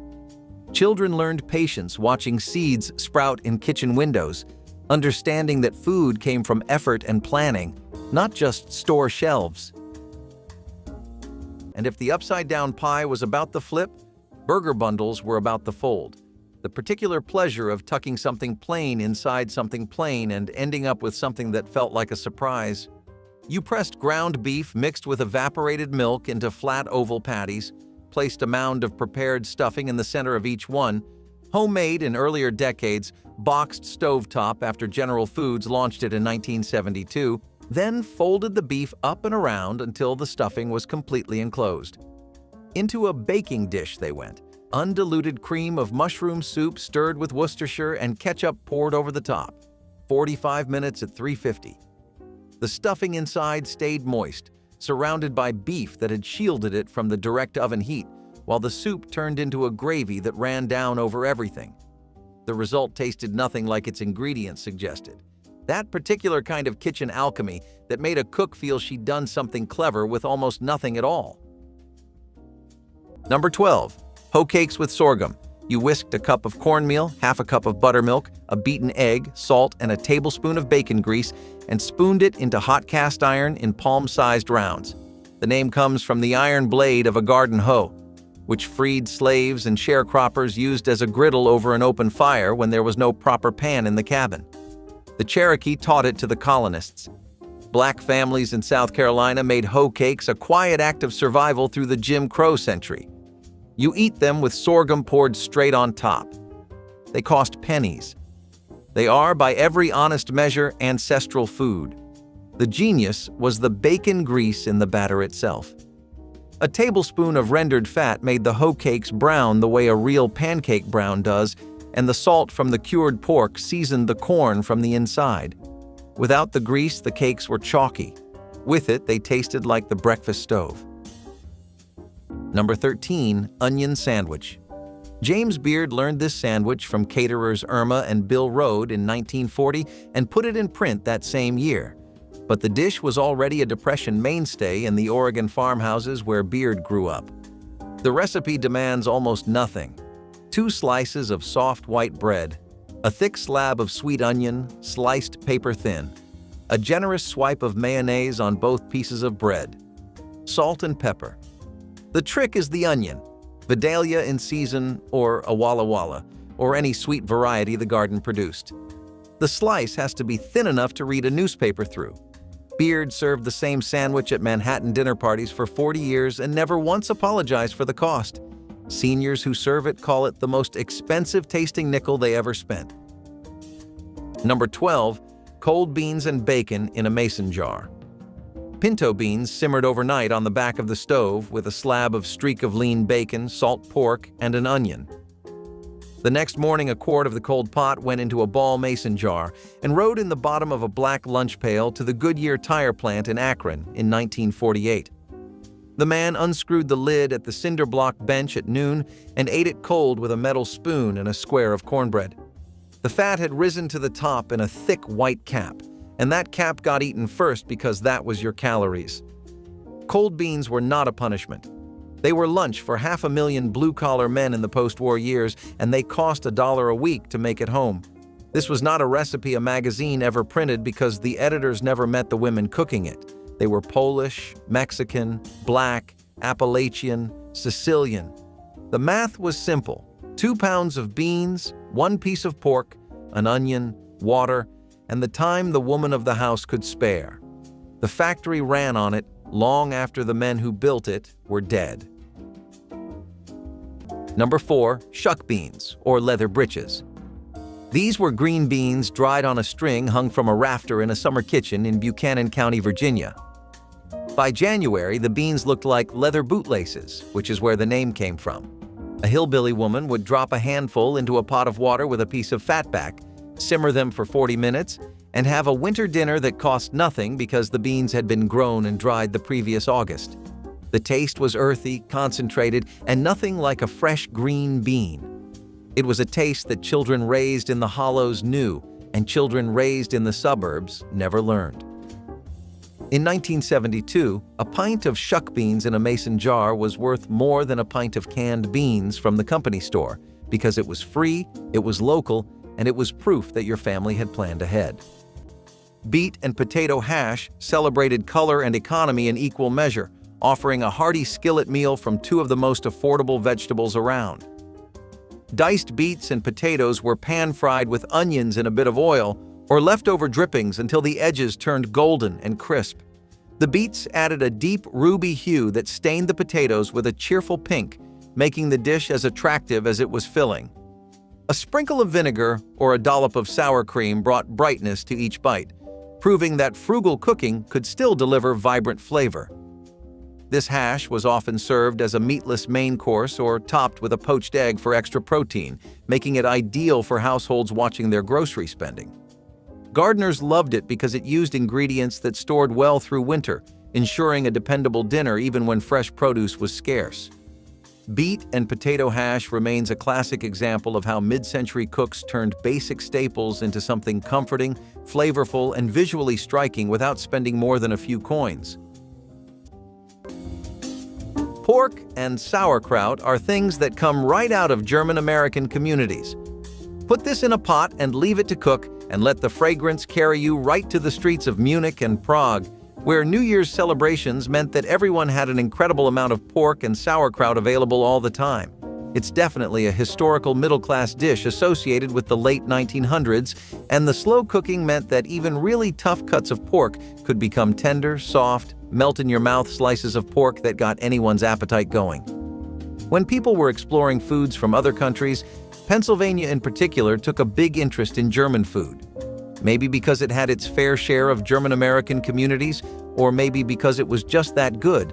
But either way, if you wanted to take an express tour into what German eating felt like, you would go on over to the Midwest or Pennsylvania to try this. Old sheets torn into rags served every cleaning purpose in homes where paper towels were considered wasteful extravagance that poor families couldn't justify. When sheets wore thin in the center from years of sleeping, they were cut into squares and rectangles of various sizes, then stored in bags throughout the house. These rags cleaned windows, wiped counters, polished furniture, and scrubbed floors with effectiveness paper could never match. Unlike paper towels used once and discarded, rags were washed and reused indefinitely, sometimes lasting years before wearing out. Children learned to reach for rags automatically, understanding that disposable products represented waste of both money and resources. The softest rags, usually from the most worn sheets, were saved for delicate tasks like cleaning eyeglasses. This practice taught that items had life cycles extending far beyond their original purpose, that creativity could give new meaning to things others considered finished. Number 14. Vinegar pie. You stirred half a cup of white vinegar into hot water, added a cup of sugar, 2 beaten eggs, 3 tablespoons of flour, a pat of butter, and a pinch of nutmeg. What came out of the oven tasted like a lemon meringue pie that had never seen a lemon. Vinegar pie traveled on wagon trains from Tennessee to Oregon and fed Laura Ingalls Wilder's family on the Dakota Prairie. The acid bit. The sugar covered it. The custard set in 25 minutes at 350. Your great-grandmother called it desperation pie. She made it on a Sunday when the preacher was coming. He asked for 2 slices, and the genius was the temperature of the water before the vinegar went in. The hot water dissolved the sugar all the way through, and only then did the cold acid hit, which kept the egg from scrambling on contact and gave the custard its silky texture. She brought the kettle to a near boil before she started. Number 11. Fried potato sandwich. This is the Sunday lunch the intro promised, the one that landed on the table when payday landed on Wednesday. The recipe is 2 potatoes and 2 slices of bread per person. The potatoes got peeled, sliced into thin coins, and laid down in a hot skillet greased with bacon drippings until both sides turned the color of caramel. A pinch of salt finished the cooking. The slices got piled between 2 pieces of soft white bread with a heavy swipe of butter on each slice. Some households added a smear of mustard. Others slipped in a thin layer of raw onion. The sandwich fed a working man through a half day of yard chores and cost less than a nickel through most of the 1930s. By 1942, the same sandwich was a packed lunch staple at shipyards from Baltimore to San Diego. Seniors still call it the supper that tasted like Sunday on a Wednesday budget. Number 11. Frittata sandwich with greens. An Italian seamstress in the garment district of Newark in 1953 packed her husband, a pressman at the Singer plant, a thick wedge of cold frittata folded inside a torn piece of focaccia. The eggs had been beaten with a handful of dandelion greens she pulled from the empty lot beside the building, salt, black pepper, and a grated heel of hard provolone. The frittata cooked in a heavy black pan with olive oil her brother shipped up in a tin gallon from a cousin in Caserta. By noon, the bread had taken the green olive oil and turned the color of dry grass. You ate it folded over with one hand, while the other hand kept the press clean. The whole sandwich cost about 9 cents to make, and it tasted like a kitchen the man had not seen since he was 4 years old in a stone village above the Volturno River. Number 9. Liver mush and eggs. Liver mush is a North Carolina mountain staple made from pork liver, cornmeal, and sage. At the IGA in Bristol, Tennessee, a 1-pound slab wrapped in white butcher paper cost 59 cents in 1973. You sliced it a half-inch thick, fried it in bacon grease until the outside was crisp, and cracked 2 eggs into the pan beside it. Breakfast was ready in 7 minutes. For a hillbilly family in Avery County, North Carolina, liver mush was the iron, the protein, and the flavor that carried the father through a morning of cutting pulpwood. The meal cost under 20 cents per plate. It was simple, powerful, and nobody apologized for what was on the label. That was not peasant food. That was Appalachian breakfast. Seafoam salad was a light and airy dish that brought together flavors and textures in a way that fascinated mid-century cooks. Using lime jello as a base, it combined cream cheese, whipped cream, and crushed pears into a frothy, fluffy creation that almost melted in the mouth. Its pale green color gave it an ethereal quality, leading to its whimsical name. This was the kind of recipe that felt special without being difficult. Perfect for bridge club luncheons, bridal showers, or summer gatherings. Its sweetness was balanced by the slight tang of the cream cheese, creating a dish that was more sophisticated than many other gelatin salads of the time. The combination of canned pears and packaged gelatin made it easy to assemble quickly, which was a major draw for busy homemakers. Though few people make seafoam salad today, it stands as an example of the playful experimentation that defined American cooking in the 1950s and 60s, when presentation and creativity mattered as much as practicality. Number 6. Peanut butter bread. In the spring of 1932, the makers of 5 Roses Flour published a small cookbook titled A Guide to Good Cooking, and on page 41 sat the recipe that pulled a generation of mothers through the worst year of the Depression. Number 6. Peanut butter bread. The recipe is 6 ingredients: 2 cups of flour, 4 teaspoons of baking powder, a 1/4 cup of sugar, a 1/2 teaspoon of salt, a cup of milk, a heaping 1/2 cup of peanut butter. Everything got stirred together in one bowl and poured into a greased loaf pan. The oven did the rest. The bread baked for 45 minutes at 325 degrees and came out the color of a roasted chestnut. The crust was crisp. The center was dense, slightly sweet, and tasted like a peanut butter cookie that had been pressed into a sandwich. A loaf cost under 12 cents to make and fed a family of 5 for 2 breakfasts. Number 9. Cold dumpling and broth. A retired chicken and dumpling supper went back into the pot on Monday morning. The broth was strained and poured hot into a thermos, and 3 cold flour dumplings rode in a tin cup. A Ford assembler at the Rouge plant in Dearborn in 1955 ate this exact lunch every winter Monday for 16 years. The dumplings were soft on the inside and toughened on the outside the way only a flour dumpling does after a night in the icebox. You poured the warm broth from the thermos over them at noon and ate the whole thing with a spoon while the conveyor moved past the windows. A bowl took 10 minutes. The broth had carried his mother through the worst of 1933 in a 1-room apartment in Hamtramck, and now it carried him through a $2.32 an hour shift on the trim line. Soaking beans with baking soda was a trick that solved 2 problems at once in mountain kitchens where fuel was precious and time was always scarce for busy families. A pinch of baking soda added to soaking water softened dried beans faster by breaking down their tough outer skins, reducing cooking time by hours. For families burning wood, they had chopped themselves. Shorter cooking times meant real savings in labor and resources. The alkaline water also neutralized compounds that caused digestive discomfort, making beans easier on stomachs. Women learned exact amounts through trial and error, knowing too much soda left a soapy taste while too little made no difference. The beans soaked overnight in crocks near the warm stove, absorbing water and releasing starches. By morning, they were plump and ready, cooking to creamy softness in half the usual time. This knowledge passed quietly between neighbors as practical wisdom that made survival easier. Number 5. Baked apples. There was no shortage of apples in the Depression-era pantry, and the baked apple was the dessert that turned a windfall harvest into a winter's worth of suppers. Number 5.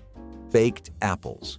The recipe needs 4 apples, a quarter cup of brown sugar, a tablespoon of butter, and a pinch of cinnamon. The cook cored each apple from the top down, leaving the bottom intact to hold the filling. Brown sugar and a knob of butter went into the hollow. A dusting of cinnamon finished the top. The apples sat in a shallow pan with a half-inch of water and went into a moderate oven for 40 minutes. The filling melted into a caramel that ran down the sides and pooled in the pan. A windfall bushel from the orchard fence cost nothing in October. Seniors today still serve the apples warm with a spoonful of cream. Soaking wild game in buttermilk overnight was the hunter's trick that every mountain family knew and most modern cooks have never heard of. Venison, rabbit, squirrel, anything that came out of the woods with that sharp, iron-heavy flavor got dropped into a bowl of buttermilk and left in the cold overnight or sometimes 2 full days. The lactic acid broke down the tough muscle fibers gently without turning the meat to mush the way vinegar sometimes did, and the calcium triggered enzymes that softened the protein from the inside. What came out the next morning was tender, mild, and ready to flour and fry without any gamey bite. The old women never talked about enzymes. They said the buttermilk pulled the wild out of it, and that was explanation enough. You rinsed it, patted it dry, and seasoned it. Nobody at the table ever knew it had been running through the hollow 2 days before. Number 5. Peanut butter and onion sandwich. You spread 2 tablespoons of peanut butter on white bread, laid 4 thin rings of raw yellow onion across the peanut butter, sprinkled salt, and pressed a second slice on top. James Beard wrote about this sandwich. So did a generation of Depression-era columnists who needed cheap protein and an onion's flavor punch to stretch a school lunch. The sweet peanut butter and the sharp onion balance inside one mouthful, and the salt makes the bread taste like more bread. 5 cents in 1934. A buck and change today. Your great-grandfather ate one a day for 2 years during the worst stretch of his working life, and his blood pressure was the envy of his doctor. He was still eating them in 1978. The onion had to be sliced paper thin, raw, and yellow. A red onion was too sweet. A green onion did not bite. A thick slice of yellow onion overpowered the peanut butter and turned the sandwich into a dare. Thin rings on a sharp knife, 4 to a sandwich. Number 6. Welsh rarebit. A half-pound of sharp cheddar from the deli at the A&P cost 35 cents in 1962, and a bottle of Worcestershire was 59 cents and lasted a year. Your mother melted 2 tablespoons of butter in a small saucepan, whisked in 2 tablespoons of flour, and poured in a cup of evaporated milk a little at a time until the sauce thickened. Then, a teaspoon of dry mustard, a dash of Worcestershire, a quarter teaspoon of cayenne, and 3/4 of a pound of cubed cheddar dropped in by handfuls until the whole pan was molten and glossy. Toast on the broiler, the cheese sauce ladled over each slice. Back under the broiler for 2 minutes until the top blistered brown. The dish came over with English servants in the 1800s and got cheap and casual on American tables by the 1960s. By 1985, it had vanished from the supper table. Number 8. Pull taffy. This was not a candy. This was an evening. A big family with no radio and no visitors on a cold January night would cook a pan of sorghum and sugar to the soft ball stage, pour it out onto a buttered marble slab, let it cool just enough to handle, and then pair off, greased hands to greased hands, and pull. 2 people at a time stretching the hot, soft candy across the kitchen between them, folding, stretching again, until the dark brown of the sorghum turned pale gold, almost cream. An hour of pulling, an hour of laughing. The taffy was cut into squares with kitchen shears, wrapped in twists of waxed paper, handed out to the cousins. A taffy pull was how a family in Letcher County spent an entire Saturday night in 1949 without spending a nickel. Half the courtships in that hollow started over a pan of taffy. Number 7. Gingerbread with sorghum. Not the spiced cookie kind, the pan kind. Hot out of the oven, a deep dark square of cake the color of river mud, smelling of ginger and clove and cinnamon and wood smoke from the stove. A cup of sorghum, a half cup of lard, a cup of buttermilk, 2 eggs, 3 cups of flour, a tablespoon of ground ginger, a good pinch of soda. Baked 40 minutes in a greased iron pan. The gingerbread at Ella Mae's kitchen came out at 4 o'clock on a Sunday afternoon, cut in thick squares, laid out with a pat of butter melting into the top and a pour of whatever cream was on hand. A Sunday dessert that cost 17 cents to make in 1968 and fed every grandchild who ran up the hill looking for her. Pickled pig's feet were Christmas delicacy, transforming butchering scraps into something prized. When families butchered hogs in December, nothing was wasted, especially feet becoming treats after preparation. The feet were cleaned meticulously, boiled tender with bay leaves and peppercorns, then packed into stone crocks and covered with spiced vinegar heated with garlic and pepper. They cured for weeks, vinegar penetrating meat and softening cartilage until everything became tender and tangy. Served cold on Christmas morning, pickled feet were eaten with fingers, meat falling off bones while gelatinous texture melted on tongues. In rural communities throughout the South, these represented thrift elevated to tradition, using every part of hog and creating something delicious. Children learned to appreciate pickled feet as treats, not scraps. The vinegary tang cut through rich holiday meals. This proved mountain cooking was about transforming everything into something worth celebrating. Biscuit dough pizza boats turned canned biscuits into dinner for a crowd. You'd flatten each one into a little bowl, spoon on tomato sauce from a jar, sprinkle shredded cheese, and maybe add a slice of pepperoni if you were feeling fancy. Pop them in the oven and watch as they puffed and browned, smelling like pizza night on a dime. Kids loved them because they were small enough to hold, and parents loved them because they cost next to nothing. They looked cute, tasted amazing, and disappeared before they even cooled. It was the kind of meal you could make out of leftovers and pantry scraps without needing a recipe card. The 1980s were full of little tricks like this, turning store-brand dough and canned goods into a moment of joy. Biscuit dough pizza boats weren't just food, they were a celebration of what imagination could do on a shoestring budget. Spoonfuls. 100 meals, and every single one of them tells the same story. The best cooking this country ever produced came from people who had very little and still made it feel like plenty. Which one took you back the furthest? Drop the name down in the comments and tell us who first put that dish on your table, because those stories are worth keeping. Hit subscribe and we'll keep bringing them back. Up next, we go deep into the one-pot suppers that got whole families through the hardest years in American history.